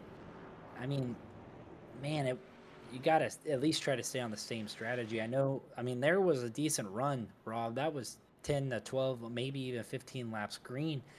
If we get, there's a chance we go green from here, and the only reason we had a caution was because a lap car spun trying to get out of the way of the leaders. So if this thing single files out again, Clint and Al Likens are going to be in trouble on tires. The thing that gets me about this is that you have Team 606 Racing. You've got Al, you've got Clint Cox, got Dustin Adams. Well, I was going to say that those guys in Team 606 took different strategies, but actually, with Al Likens being there, it looks like this is just their strategy. This is what they game plan to do. This is what they were always going to do, and we'll see how it works out for them. But, I expected Jordan Martin to be at a bigger disadvantage there when he was out on those old tires, and he seemed to be able to hold on just fine. So maybe Clint can pull the same maneuver here, but, he's going to have his palms sweating a little bit knowing he has Jordan Martin starting probably directly behind him on this restart here. Another thing, too, is Clint was running some slower lap times there through that run. He could have been saving his tires, predicting that, hey, I don't care if we get a caution. I'm staying out. I am not pitting again the rest of this race. Yeah, very possible. Good call there. Clint's going to take the inside here, Al to the outside. And as expected, Jordan Martin's going to take the inside to start behind race leader. Yeah, so you're going to have fresh tires, about 30, what is that, Rob? 34 lap fresher tires on the 74 truck. We saw Al Likens running that extreme high line. That's going to hurt that right front a lot faster than the rest of the truck. So I'd say Al's going to fall off a lot quicker than Clint for sure, and a lot quicker than Jordan, but maybe not. Maybe we're wrong, Rob. There's a chance. Well, Al Likens is starting in his preferred line on the outside here. Don't think you can run that high up on the restart into turn 1, but, he was carving through the field. So restarting second here, if the tires aren't too badly damaged, he was hauling at the end of that last run. He'd definitely be in contention for this thing still. Yeah, no, for sure. The 40 truck looked really, really good. I just don't know how long he can do that and make that last. That will be the question. We'll be keeping an eye on that. Let's get a quick rundown here. We have Clint Cox first, Al Likens second, Jordan Martin third, Jackson McGeorge fourth, Michael Bennett fifth. Then the roll out through the final guys here in the top 10. You have Caleb Gilbert, Grant Thorpe, Justice Murphy, Trevor Earhart, and depending on timing and scoring at the moment, Kevin Orlando or Wayne Lowe back there in the 10th position. But the lights are out on the pace car. Clint Cox is the control car on the inside line here in that 0-3. As he gets to the restart zone, he does what he's done all night. He goes at the beginning of the zone, gets a pretty decent jump, but here comes Jordan Martin following him through on the inside. Here goes Al. He's going to go up to that same exact line. Watch him get a huge run here off a 2 and try to chase the 74 truck down the backstretch. They're wrecking behind. And- Dylan Picklesheimer, huge hit in the Oh, wall for Nick Alves. Alves. And another one. Caution flag number 11 here at Richmond for the Coastal Financial Truck Series. We saw the Coastal Financial Truck. Gonna need some financial assistance to repair that thing. The smoke pouring out the back. I'd say the motor has expired there on the 24. Yeah, that thing is done. Not what Nick Alves wanted to see tonight. Let's see how we got here. Michael, tell me what you see. It looked like from when we were watching, Picklesheimer may have gotten loose here off a 2, which is exactly what we see. He gets loose, and then the whole field is just left with nowhere to go. Once that guy in the middle of the pack gets loose, those guys behind you, Alves, Johnston, Williams, they have nowhere to go. The track's too narrow there off a 2, and they're also loose off a 2. And when they get in the gas, to either try to clear the spinning car or make a sudden movement to try to get away from it, they lose it as well and get into it. Big hit there for the 48, Parker Johnson. Harder than I thought it was there originally. It was definitely a lot of trucks took some big impacts there, especially the 24. I would like to say that one's going to be parked here for the night as we're on board with Nick Alves. You see Picklesheimer there on the white and red truck get loose. Schaefer goes to the bottom, and Alves tries to. Looks like he got tagged a little bit there from behind as he was trying to avoid the spinning truck of Picklesheimer. All right, looks like most of the guys stayed out here as you would expect. We're going to take this as an opportunity to get our final side-by-side commercial break in here for the Revo Racing Network. Take care of some of our bills, maybe see if we can make a little extra money to help repair some of these trucks out here tonight. We'll be right back.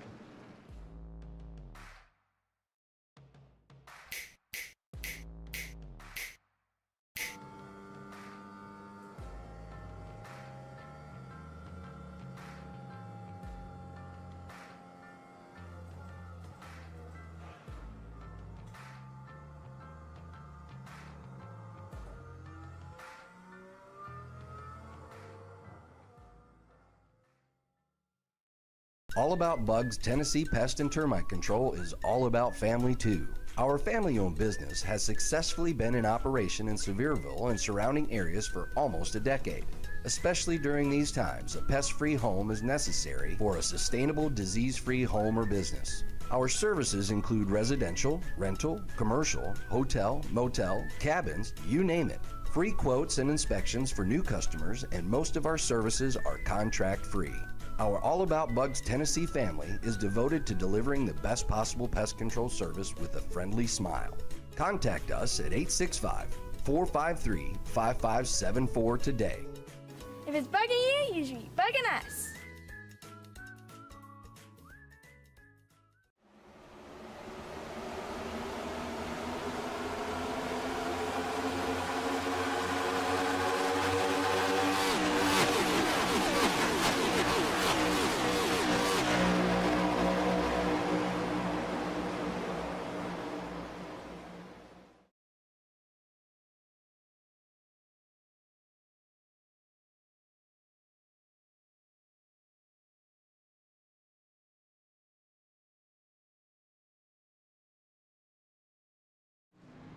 And we're back at the Revo Racing Network, Coastal Financial Truck Series with Racing Revolution here at the virtual Richmond Raceway.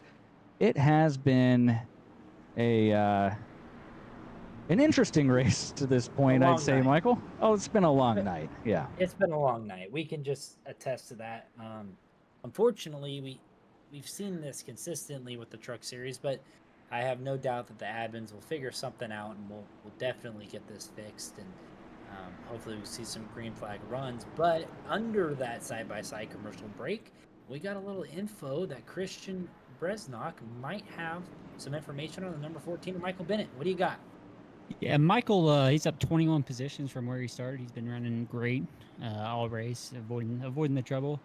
He's very confident in himself. He thinks he can. Obviously, Jordan's very fast. He knows that. He thinks if Jordan gets out to the lead, it'll be very difficult to pass. But he is confident if Clint and Jordan are racing each other, he can get past Clint. So be looking for that in the closing laps. Again, I hope we get a green flag run and see that battle. Well, the pace car is off. And he echoed that as well. We're about to find out. Clint Cox with another good restart here. Side by side for second. We'll see if Jordan Martin can get clear of this 14 truck or if the 14 is about to rally to a second place run here on corner exit of turn 2. Big loose. There up a 2. Nice save there. Jordan Martin is now clear through to second and on the rear bumper of the 03 of Clint Cox. And Al Likens scraping the wall up there in that outside lane. And we got another wreck. You know, Rob, I've noticed the same cars keep ending up in the same wrecks. You know, I wasn't going to say anything, but that Starlink truck, I don't know if he's caused one all night, but man, it seems like they all just fall in his lap. Definitely struggling here tonight in the 86 machine. Coming off of a week break from a win at Daytona. Let's see what we got here. Down the back stretch. Where's the Starlink truck? Oh, we were 4 wide. The 17 gets into Berube. The 48 gets turned from Reed. The 70 in the wall. You know, we say that about the 86 truck, but he got hit on the backstretch and flipped. Everybody spun out in front of him. Another truck there spun out in front of him with nowhere to go. It's not really been his fault. He's just been collected at them. Yeah, it really does seem like it's just wrong place, wrong time tonight here for that 86 of Joseph Gendron. Just a night he'll want to forget. Although I will say, it's pretty impressive that truck still runs. Yeah, it is. After pretty. flipping over. The 17 sideways for 3/4 of the corner. They were almost 4 wide there into 3 and just kind of nowhere to go. Robinson picks up some damage there with Johnston. Man, I want to see these guys go green. I think these top 2 up front can put on a heck of a show, especially with only 30 to go. We've seen a lot of these. And Stamper, I wonder how many laps down Stamper is. He's got to be close to being back on the lead lap. He's been working at it time and time again. Well, actually, I don't see exactly how many laps down he is at the moment. I think I saw he was 2, so that'll get him back to 1. One more caution would get him back on the lead lap, and that modified you may see make a charge through the field tonight, Rob. Definitely a possibility. But since we have ourselves a few moments here, let's talk to the ambassador of Slurp Sodas here, Mr. Michael Bennett, running third. Michael, you got a copy? Yes, sir. What's going on? Well, you're probably tired of running pace speed at the moment, but that 14 truck, that Slurp Sodas truck, is looking pretty good there in third. You've been working your way through the field. You're up 21 spots. How have you made your way from 24th to where you are now? Choose cone. That's it. That's pretty much it. No, I mean, I've had a lot of help from the choose cone, but just rolling the corners. A lot of these guys, when we get on these restarts, they're just driving in really deep, and it's causing them to have to brake a lot harder, and they're sliding up the track. As to where I'm braking a little bit earlier, letting the car roll through the turn, and I'm getting a pretty good drive off. So that's, if I had to break it down to one thing, that'd be it. Well, we've been very impressed with your march to the front here. Right now, you've got the 03 of Clint Cox on older tires, and then you have that 74 of Jordan Martin. Those two have kind of been the class of the field, but with the tire mix-up there, what's your strategy here? What are your thoughts on your ability to go up here and take this win? Oh man, that's a loaded question. I don't think I can get past the 74 truck. If he doesn't mess up, I don't know if I have the speed to get past him. So if he can get past, Clint, I think I have good long run speed to pass Clint, but we've got to get a long run. If we don't get a long run, I'm going to end up finishing third. Unfortunately, I'd like to say you're going to get a long run, but there's only 27 laps to go in the race. Well, that'd be longer than what we've had, so yes, I'll take it. It'd be about double about what we have. So good luck tonight in that 14 machine. It looks great. Shout out to Slurp Sodas again, and keep at it. Yep, appreciate you guys. Hope to see you. And we cut him off a little bit there. Later. Our apologies. He sounded right. like he was done. And It then he did. decided, in true Michael Bennett fashion, he had more to say. So. No comment. All right, so let's get ourselves re-racked and reset. Lights are off on the pace car. We're going to be taking the green here next time by. 26 laps to go when we take the green. 03 truck of Clint Cox on older tires. The 74 Jordan Martin is that first car on newer tires. And it's going to be a shootout. The question is, do we get green flag racing to give these guys a chance to make these passes? Or, do we just keep piling them up? Well, I hope we do. One thing to note here, this is the first time Clint's restarted as the leader on the outside lane. So this will be a little bit different. Martin, I would imagine with those fresh tires, are going to get a good restart as Clint Cox in the 0-3 the control truck to the restart zone. Bennett's pushing him, and he gets a great jump. But Martin's able to stay right there to the left rear quarter panel. He's almost there. Clint's going to block him down into one. Yeah, big block by Clint Cox down into turn 1, and Jordan was very nice to him right there. He could have laid the bumper to him. I probably would have laid the bumper to him, but Jordan decides he wants to stick around to fight at a later lap. But now he's side by side with Michael Bennett, and that's going to be a tough pass. He's not quite clear. Now he is clear. He's going to take full control of that second position and see if he can go run down Clint Cox for the lead. He does know he has 52 lap fresher tires. I know we haven't ran a lot of green flag laps, but you saw like right there, Clint got loose there off of 2, and Jordan's able to keep that truck nice and straight and close right up to the back bumper. Him and Bennett are both closing on the leader, Clint Cox. Yeah, I think Clint's really going to be in trouble here with these older tires if the race stays green, like it looks like it's going to right now. It's just going to be so difficult to hold these guys off as they're wrecking behind. Just as you say it, Rob. Yeah, I jinx this again. Devin Hudgens makes it through that one. Parker Johnston's car is totaled. Yeah, the front bumper's dancing here on the back stretch. Oh, man. Like Jeremiah Nelson's in it. Joe Goya's in it. Frank Hughes, Christopher Lowry. Man. Definitely a long night here on the Revo Racing Network, Rob. Well, sometimes that's just how it goes. See if we can see what happened here. Parker Johnson loses it all by himself there. And then it's just the melee. At 25 trucks having there's the Starling truck. Yeah, he not to avoid it, not to avoid being part of that one. And he's having such a rough night. Again, not his fault. Yeah, nowhere he could go. It's just calm. I mean, I'm not trying to be rude at all, and I hope you fans that know at home understand that. It just sucks that he ends up to be put in the worst positions and have a truck wreck right in front of him every caution. Every single it's really time. Unfortunate. I mean, right here, he's good. The 17 comes up and nowhere to go. That one wasn't as bad. He was able to lock him up there. Yeah, I don't think he added anything to the 15 minutes of optional repairs that he has on that thing already. He's got Starlink on that thing. That's got to cut it in half. I'm an optimist. Oh, I'm not. All right. All right, Clint Cox still leading, 20 to go. Keep getting cautions. It's just favoring Clint here on those older tires. I think Martin has a much better truck with the fresh tires, and I think the same with Bennett and Gilbert behind him. But they just don't get the laps in to be able to do anything.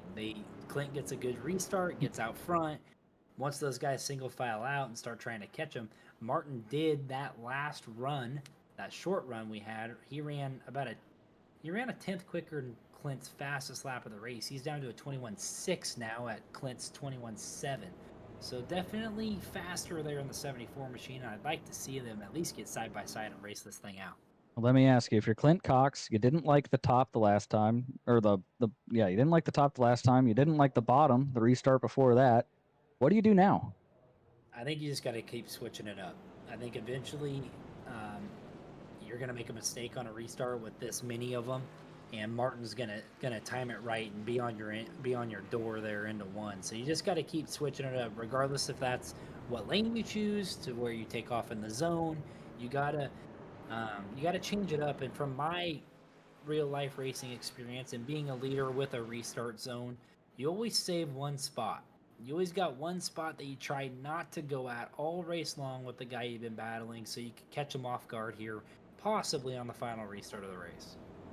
Yeah, and that's a good point. He hasn't really switched up what he's done in the restart zone. He's just switched up the lanes, but that last time around when he restarted on the top was his worst restart. I guarantee you he takes the bottom here. And there you go. You're correct. Yep, to the bottom. Bennett's going to follow Martin to the outside. That's going to leave Gilbert the inside right behind Cox, which 9 times out of 10, he's going to have clean racetrack getting into one. So watch that 54 machine there on the restart.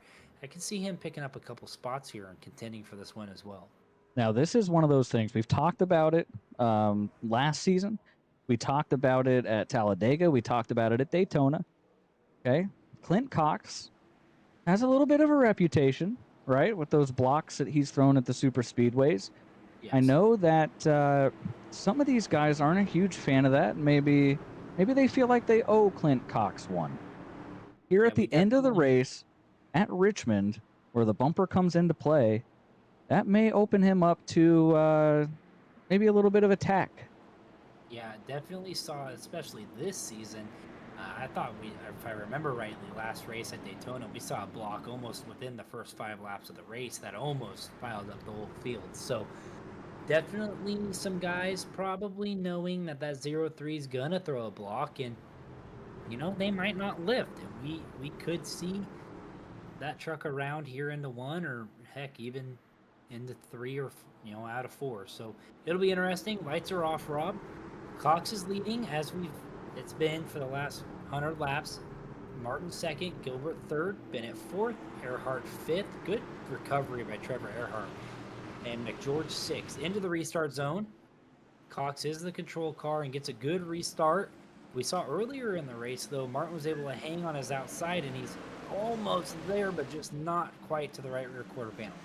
Yeah, I'm kind of surprised to see him stay up top right there. He had the opportunity to get down to the bottom of the racetrack, and now he's going to have to deal with Caleb Gilbert trying to get his nose in there, but it looks like he is clear now. Clear through to second, and now with his sights on the 03 of Clint Cox, with the cautions we've seen, I don't think you can wait around. I think you need to make your move as soon as you possibly can. And speaking of making moves, here comes Michael Bennett to the inside of Caleb Gilbert for third.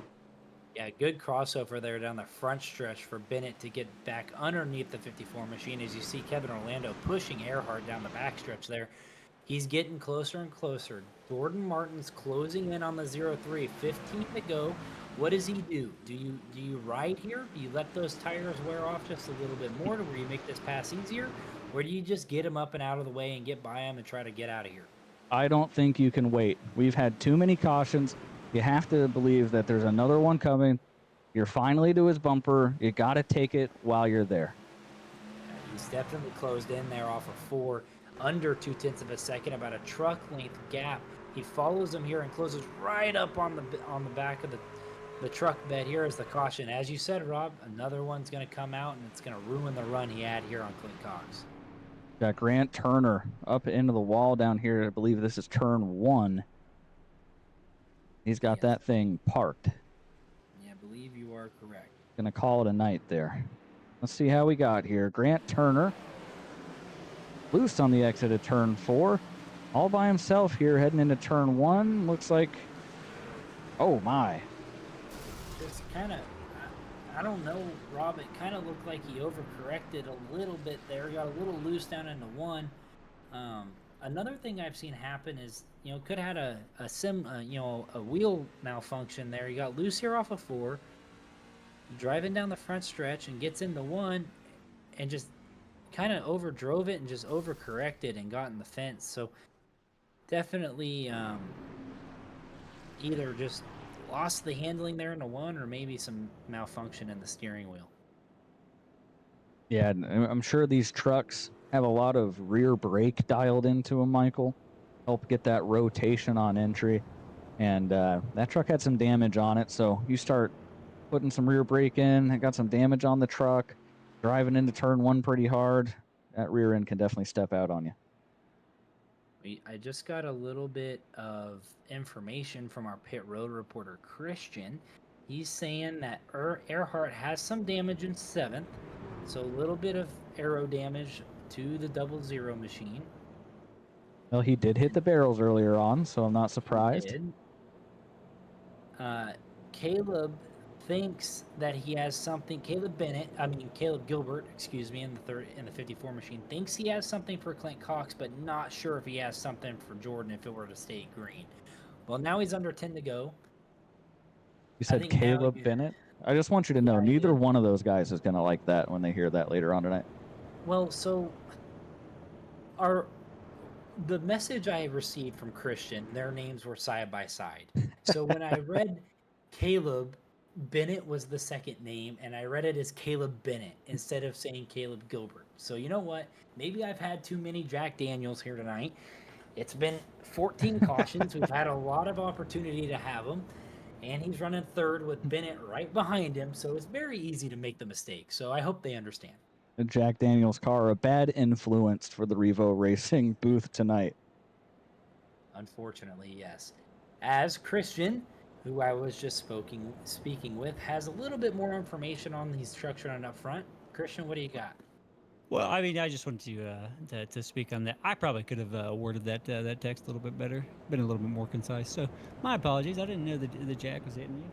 I'm drinking some Heineken. I thought that it was good, but I can see the confusion. But what I was saying was, you had Michael Bennett come on to kind of explain where he was at, but Caleb Gilbert was essentially saying the same thing. And this is 10 15 laps ago, that if it were to go green, they thought Jordan had the speed to get past Clint, and they could get past him. From what I heard from Caleb and some other people, where we're having cautions now, they think Clint can hold on.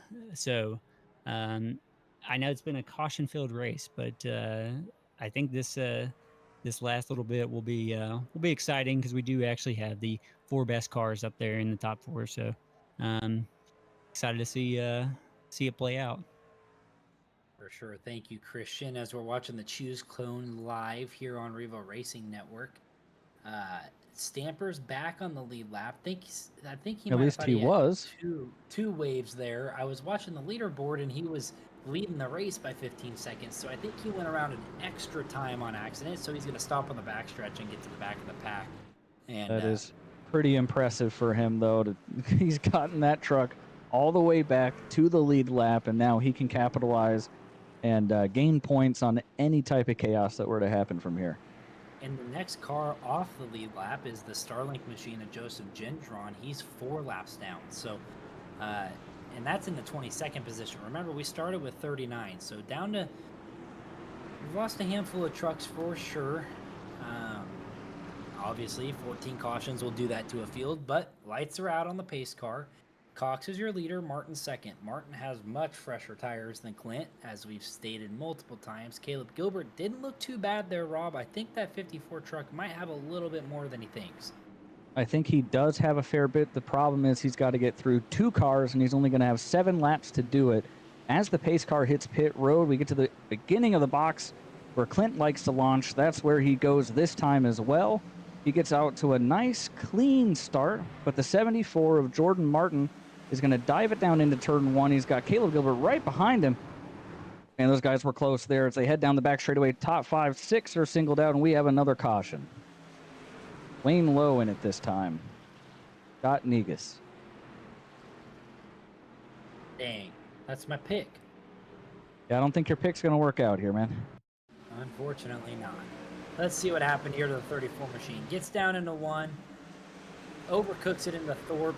Just got a little sideways, and then Negus got a little help from Al Likens, who got down into Trevor Keith.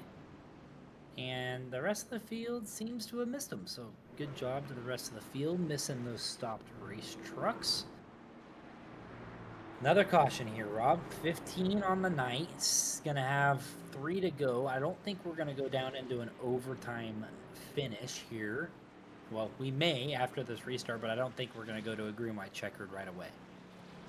Well, since we have some time to kill, How about we go ahead and talk to the guy running in third place here, that Jack Daniels truck of Caleb Gilbert. Caleb, you got us. I got you guys. Well, it's been an eventful race for you. You're up 24 spots. Started 27th, now running third. We've had a rash of cautions. Really no opportunity to see what you've got under green, but what type of strategy play can you make on this restart? Where can you put this truck to win this race? It's one of those deals where the lead car gets such a good jump every restart. The best two options is to either time it perfectly, or have the 74 time it perfectly and have them side by side. That opens up my options. Ultimately, I know like a 20 lap, 15 lap run, I'm come back to even with these guys and get a little bit better from what I've seen in the one or two that we've had. That's out the window. So now there's almost no way to win it from third unless Austin Dillon appears in one of these two trucks in front of me. So unless that happens, I'm either third or fourth with Bennett. And if I get lucky, if one of these guys do something extreme, well-timed restart on either end, the window opens. So we'll see. One thing to note is Cox has a win on the year and Martin does not. So that 74 machine's gonna need one. He wants one to lock in the playoffs, and that leaves you a perfect opportunity maybe to capitalize on some contact between the front two. So good luck for the rest of the night. Great job driving up through the field, plus 24 on the night, and hopefully we get to talk to you here at the end of the race. Hopefully as well. And that was Caleb Gilbert there in the 54 truck. Last year's champion. It's going to be a lot harder to win this championship this year, I think. Yeah, definitely a rough stretch to start the year off for Caleb. We may end up going into a green-white checkered situation here, Rob. We're 3 to go right now, and I think we're going to go 2 to go at the line, and that's the choose. So may end up going to a green-white checkered, which, to inform you race fans, we get 2 attempts at those. So we get this attempt here, and then we'll get a second attempt. If the second attempt does not stay green, the race will end at either the checkered flag or the yellow flag. Clint Cox choosing the bottom again. I think he tried that outside one time and said, didn't like having to throw the block into turn one. Yeah, it's almost better to be able to protect here to the inside into on these restarts, just so you don't have to worry about it. When you give that guy that's in second the opportunity to drive in there and wash up into you, you leave yourself more vulnerable. You know what I mean, Rob? You give him an opportunity to get you out of the groove and get by you. So even if he gets to your outside, now you have the preferred line and you have authority of what happens that are coming off of 2. Yeah, I think Caleb Gilbert did us a good service there, kind of explaining his situation. And, really what it's going to come down to is this restart. If Clint Cox can get out and clear these guys, then it's going to be really hard to run him back down when you only have 2 laps of green flag racing. If you can time this restart from the second row, or you can time this restart well as Jordan Martin on the outside, you're very much in it, especially with the bumpers being in play here at Richmond. But, we'll see what happens. Lights are off on the pace car. Definitely been a long night. This is going to be the first of 2 attempts at a green-white checkered. Clint Cox still leading. Your top 4, heck, your top 8 haven't changed throughout the last 4 restarts into the restart zone. You're going to see Cox probably leave early, and he does, but Martin times it fairly well. He's to the outside of Clint. Rob, this is the best restart he's gotten all night long. He's there, going to try to arc that 74 machine up and down the racetrack. Wrecking behind. As Orlando gets turned, Murphy's involved, Justin Hughes, and we're going to go to our second attempt at a green-white checker. That was exactly the restart that the 74 of Jordan Martin needed. And the caution came out before he could do anything with it. Let's see what happened here. So Kevin drives in. I don't know if he got a little help from the 19 or if he just lost it there going into 1 driving in on our, there's 2 laps to go in the race. It looked to me like he just got in there a little hot and maybe drove up into the car outside of him here. Let's see if we can get a better angle that'll Got a little light on what happened here into turn 1. So he checks up for Earhart. Berube drives in there. Yeah, he kind of does get into the left rear quarter panel of McGeorge. Likens with a great save there. He got tagged a little bit and just kind of lost the handling, lost the nose, and from there, just nowhere for Murphy to go. Murphy just an innocent bystander there. And looks like his night is probably over. That's really frustrating. You run 152 out of 150 laps and end up on the hook. Yeah, and unfortunately, not many of those under green tonight, Rob. Definitely probably frustration setting into a lot of these drivers for that exact reason. As you see, the Starlink machine is going to get a lap back here. He's going to be only 3 laps down now. Well, we saw a much better restart out of the 74 there that time, but Caleb also got a better restart there in the second row. Maybe they learned a little something here. Maybe they're ready to come and take it to this 03. The problem is, if we get a caution again, this race will be over. The next flag, once we take the green, the next flag will end the race. Yeah, we're gonna see a lot of aggression here on this restart. If I'm Jordan Martin, if Clint chooses the bottom, I may choose the bottom behind him. Try to time that restart and try to move him off the bottom down into 1 and try to get up next to him and try to give myself a chance to win this race. Yeah, I really feel like, I mean, that sounds desperate, but when you've had 16 cautions in this race, I mean, if you want to have a chance to win, your best shot is to get past him before you exit 2. I mean, we can't seem to keep the race green long enough for you to set a pass up. You want to win this race, you're going to have to come out here and take it from him. Yeah, you're definitely going to have to, I think, move that 03 truck up and out of the groove to get underneath of him. Clint's done an excellent job on these restarts of just protecting and being able to hold the lead, especially through 1 and out of 2. We see Martin close in on him down the back stretch and into 3, but we haven't been able to make it that long very often, Rob. So I think you got to make your move down the front stretch and into 1. And if it doesn't work there and you wreck, then so be it. I feel like you just got to take it as soon as you have an opportunity. But Clint's going to take the bottom, it looks like. Here again, Jordan to the top, Caleb to the bottom. Same way that we racked everything up the last time around. And, Clint has been going really early, pretty much right at the beginning of that Geico restart zone all night long. Is he going to stick with that same strategy again? You kind of think that he's setting himself up, helping these guys out by going at the same point every single time. It's such a fine line because it's been working every time, right? And you haven't. The only time that they've been close is when you chose to restart on the outside lane. So you could wait longer in the box here, try to catch the 74 jumping, and when he lifts off the throttle to not jump the restart, you take off and clear yourself.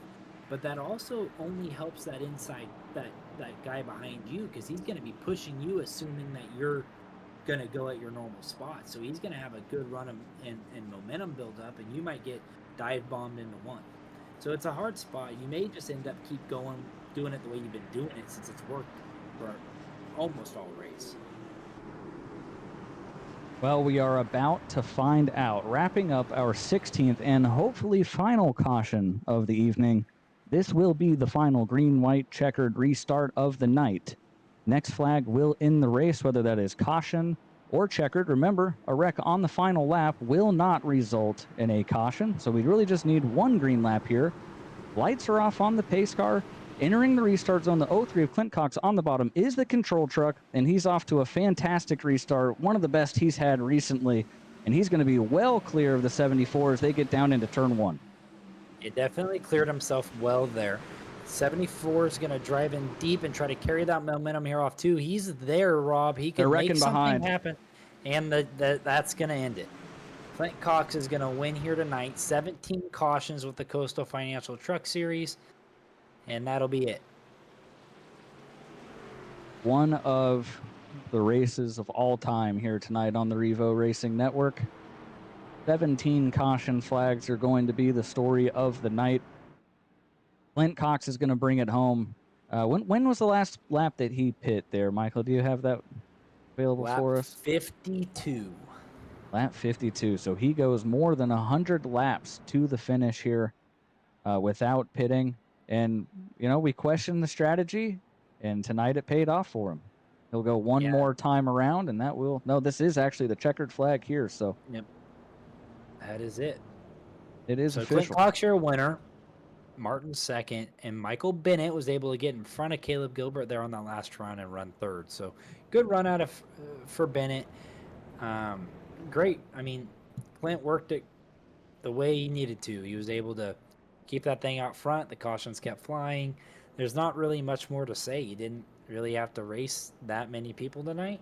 The strategy paid off, and he was able to get his second win of the season.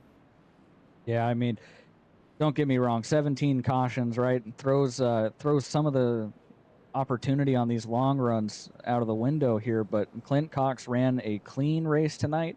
He ran a well-strategized race tonight, and he is a deserving winner of this race without a doubt. He's going to burn it down the front straightaway here in that Team 606 Racing. I believe that is a Chevy Silverado.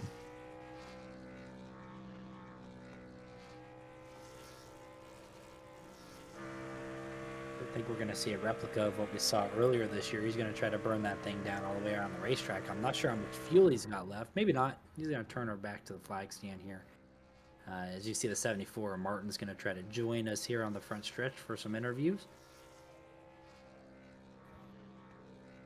Well, let's talk to our race winner here, Clint Cox, while he burns it down. Clint Cox in the 03 brings it home. He's the winner here tonight at Richmond Raceway. Clint, do you have a copy? I got you. Well, a lot of cautions tonight, a lot of opportunity for strategy to go awry, but you came out on the right side of everything. What was the key tonight? Man, I tell you what, I probably shouldn't have won that race. My strategy was that the 74 was trying to do a one-stop strategy, so I had already pit. So he's eventually going to have to pit, and I was hoping it was going to be under green, because then that would have kind of screwed him.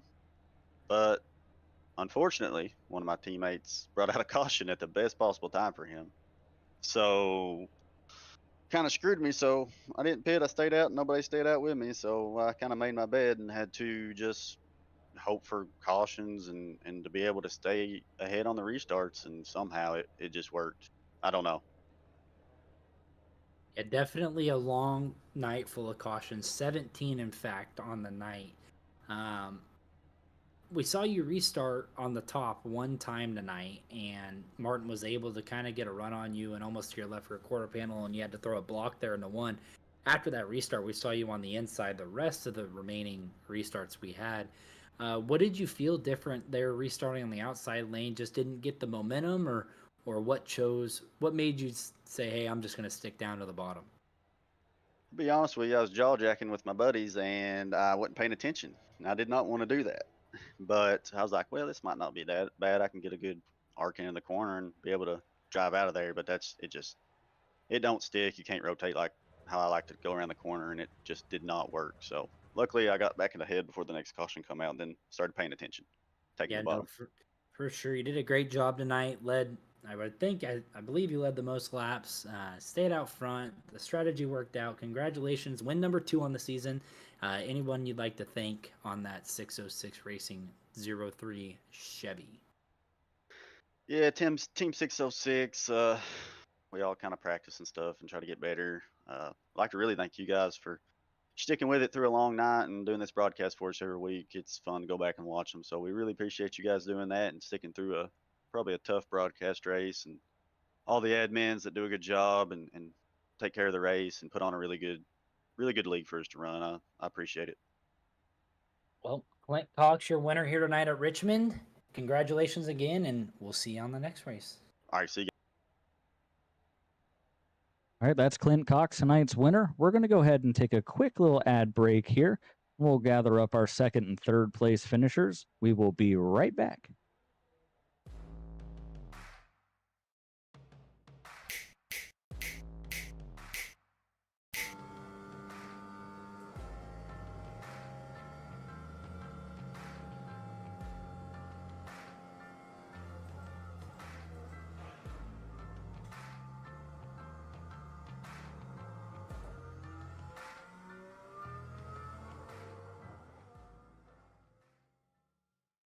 All About Bugs Tennessee Pest and Termite Control is all about family too. Our family-owned business has successfully been in operation in Sevierville and surrounding areas for almost a decade.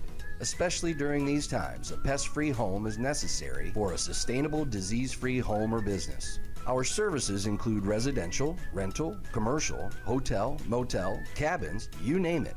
Free quotes and inspections for new customers, and most of our services are contract-free.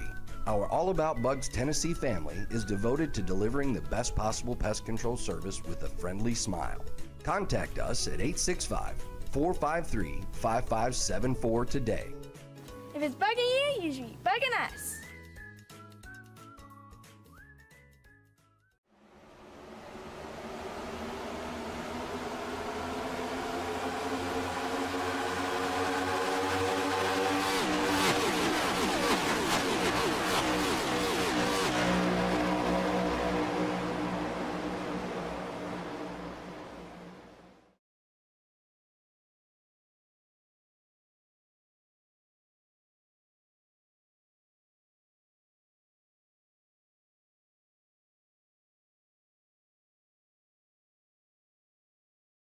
And we are back, ladies and gentlemen, at the Revo Racing Network. We have gathered your second and third place finishers, and we do have Jordan Martin with us now. Jordan, do you have a copy? Go ahead. Hey, Jordan. So, fantastic race tonight. It seemed to be on a completely different strategy than Clint Cox, and then it turns out he went about 100 laps there at the end without pitting. Did you just expect your tires to be a bigger advantage, or did you just not get enough green flag runs? What Just not was enough green what flag was the runs. key tonight? Just not enough green flag runs. Tires was a big advantage as I proved it in the early stage of going the longest before I took my green flag pit stop and being the absolutely fastest car on track at the point of that. So that did make a big difference. But just lack of green flag runs was one that hurt us today. If we would have went green, I felt like I could have got around him. Restarts was all right. The last few, I spun my tires, and he got a really good jump on those old tires. Uh, Honestly, with you know fuel being at around 80 laps on fuel, I'm surprised he made it. I but with the help of cautious and max fuel save, he was able to get it done. So congrats to Clint on that. Um, but yeah, if we had more green flag runs, definitely there towards the end. Uh, if we would have went green when I was leading, I would have actually been screwed. But had fortunately got a caution. I was able to pit after the lap 100 and try to take the fight back to him. But it's all right. We put in hard work. Ran up front all race and was one of the fastest cars. Just couldn't capitalize on it tonight. Yeah, 17 cautions throughout the night tonight. We were praying to get a green flag run there with about 20 to go because I think you and Clint would have put on one heck of a show. I want to go back to a restart where Clint chose the outside and you were able to kind of get to his left rear corner panel and he kind of threw a pretty big block down into one. That to me seems to kind of be the deciding factor of the race with how the cautions fell out. You know, you had the opportunity there to not lift, but you decided to. Walk me through that restart and what you were hoping may happen there down in the one. Yeah. So with that restart, fresh tires, just got them. So maximum grip. He's on his old tires. He spun his tires a little bit on the outside when he switched gears because he's been doing first gear restarts. I've been doing second because second typically prevails a little if you have if the first gear has wheel spin. So going down into turn one, or yeah, at the restart, crossed our finish line. Now we're able to change lanes. He did an aggressive move because he knew I was gonna get to his inside, and basically, like you said, if I didn't lift, he would have went around because typically I'm a no lift guy, but I give you a chance, and that was his only chance. So if he would have done it again, and I was in that position, he most likely would have went around. But just I try to keep it as clean as possible. I ain't want to wreck the guy. We race clean all race long. We've been running 1-2 all race long, and we had such advantage, I believe, over the field. So it just happens. Just know next time. It's just next time he does a block like that. I mean, he might still been clear. who knows? I haven't really looked at the replay. My spotter was glitch all race long, so I didn't hear my spotter the entire time. Uh, so just it is what it is. He escaped with it this time, but next time it'll probably be a different story. Well, congratulations, second place here tonight. Long night, caution filled. Is there anybody you'd like to thank on the 74 Toyota? Well, the body, as if I had train paints on, the builder, my painter, Dylan Batty, he is one of my favorite builders. Thank you for the paint. It's more of a tribute to his wife, who passed away due to stage 4 cancer. So, all love and support to him.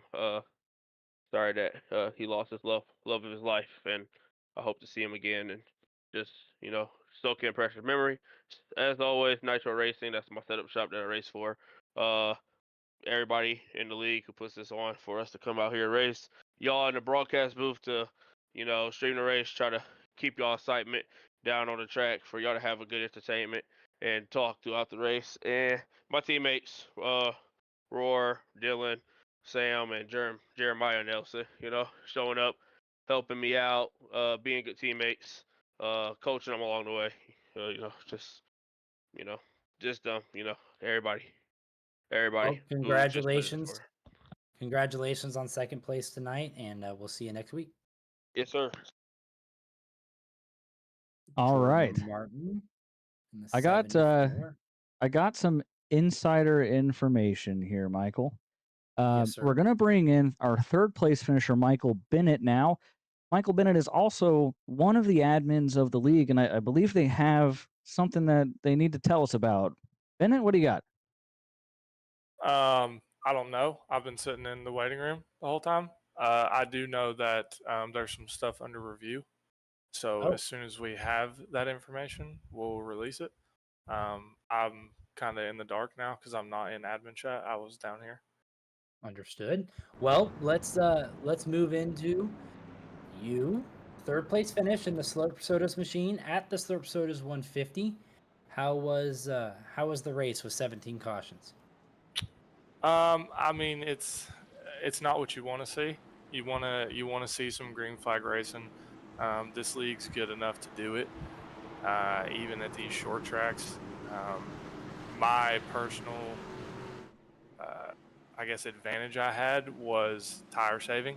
So with these cautions, it was a little bit different of a race than what I wanted it to be.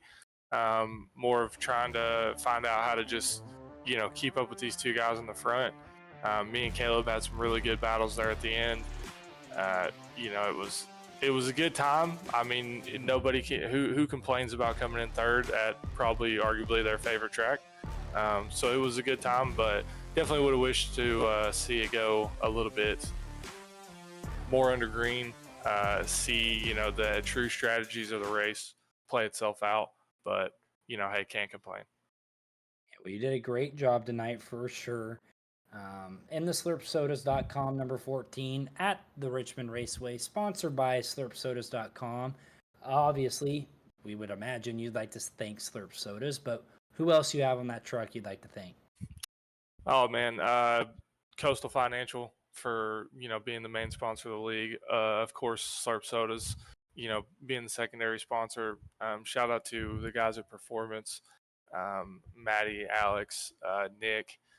Shout out to you guys in the booth, man. You guys do an awesome job, especially with up and downs that we've had this year. You guys continually do great. Rob still hasn't changed some of my logos on the broadcast, but it's okay. I still love them. We talk privately about it, But yeah, other than that, I mean, shout out to the league. We had 39 guys grid up tonight. Yes, sir. 39. Yeah. So I mean, now obviously it was our first week back from the the Olympic break. So I know a lot of guys are itching to get back in the cars and run. But just a super big thanks, Rob. But just a super big showing, from the league tonight. So we're gonna work on some things to try and help get a little bit more green flag running. But overall, I mean, great guys, great set of guys. Good. Congrats to Clint, getting the win, and Jordan, who just, I mean, was faster than me all night. So congrats to those guys. And yeah, I think that's it. Congrats on third place tonight. We'll see you next week. Michael Bennett in the number 14 slurpsodas.com machine. Third tonight. Rob, I saw you queuing up a couple of replays there. Yeah, Let you I've got a play. little more information.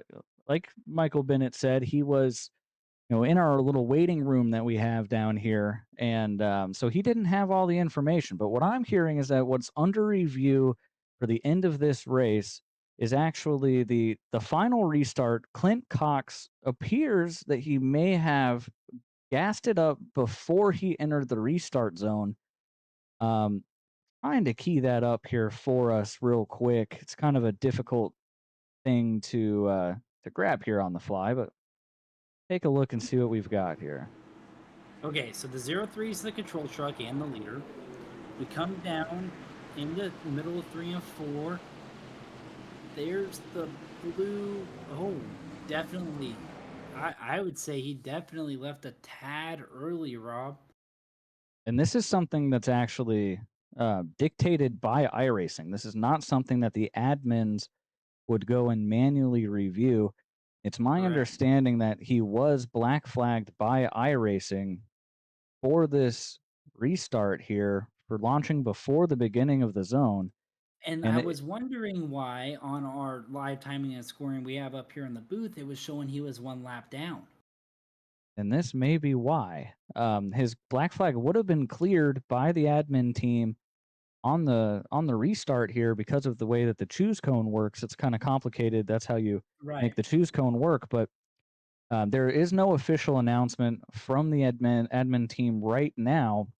But based on the information that we have here, it could very well be that Jordan Martin is the winner of this race. And something to note there, Rob, that's the second, if that is the case. Now, we don't know yet. It's all unofficial at this moment. If that's the case, that's the second 606 racing driver to DQ'd out of a win. Yeah, this that season. would be tough, man, for those guys. Let's go on board here and see what we can hear, see what we can find. So we're rolling to the restart zone. Oh, yeah. To me, here watching that, that's pretty easy to say that he definitely left, I would say, at least half to a full truck length before the restart zone. Yeah, it definitely looks like he goes early there. Wow, that's going to be tough. Like I said, this is something that's being actively reviewed. We didn't want to go off air tonight without bringing it up, but there is no official determination from the admin team at this point, so we will have to update everybody next week. So, wow, after all that, after all the 17 cautions and everything else, it turns out we may have not had what we thought we had at the end of that race, Michael. Yeah, for sure. It's definitely close. I don't know if that was going to be the deciding factor in the race, but let's go through your final finishing results. Unofficial results, to be specific. Unofficial. This is all unofficial. Clint Cox, your winner, unofficially. Jordan Martin, second. Michael Bennett, third. Caleb Gilbert, fourth. Trevor Earhart, fifth. Alex Forget Berube, sixth. Jackson McGeorge, seventh. Grant Thorpe, eighth. Christopher Schaefer rebounds to ninth. Al Likens, 10th. Al Likens is 10th, and then you have Kyle Diaz, 11th. Justin Hughes, 12th. Trevor Keith, 13th. Dylan Picklesheimer, 14th. Joe Goya, 15th. 16th, you got Kevin Orlando Jr. 17th, Devin Hudgens. 18th, Scott Negus. 19th, big rebound for Chris Stamper, who didn't have half a truck for most of this race. Ends up on the lead lap, finishing in 19th. Good recovery for him today. Wayne Lowe, your pick, Michael, gets caught up in it at the end there and finishes 20th. And we'll continue to show the rest of the results on the screen. But, Michael, what are your final takeaways from our race here tonight? Definitely some things we could clean up here with the Coastal Financial Truck Series. I think we could have gotten a really, really good race there if we could have gotten some green flag runs. Definitely interesting on the restart with Clint Cox. I can't wait to see how that pans out a little later tonight in the Discord or maybe a little bit tomorrow morning. But Rob, all in all, I think we had some glimmers of good racing. definitely a lot of trucks loose off of 2 and 4, a couple not clear situations. We had a truck upside down, had a couple barrel incidents. We kind of had a little bit of everything throughout 16 cautions here at Richmond. What are you thinking? I'm thinking I have great news, Michael. Oh, okay.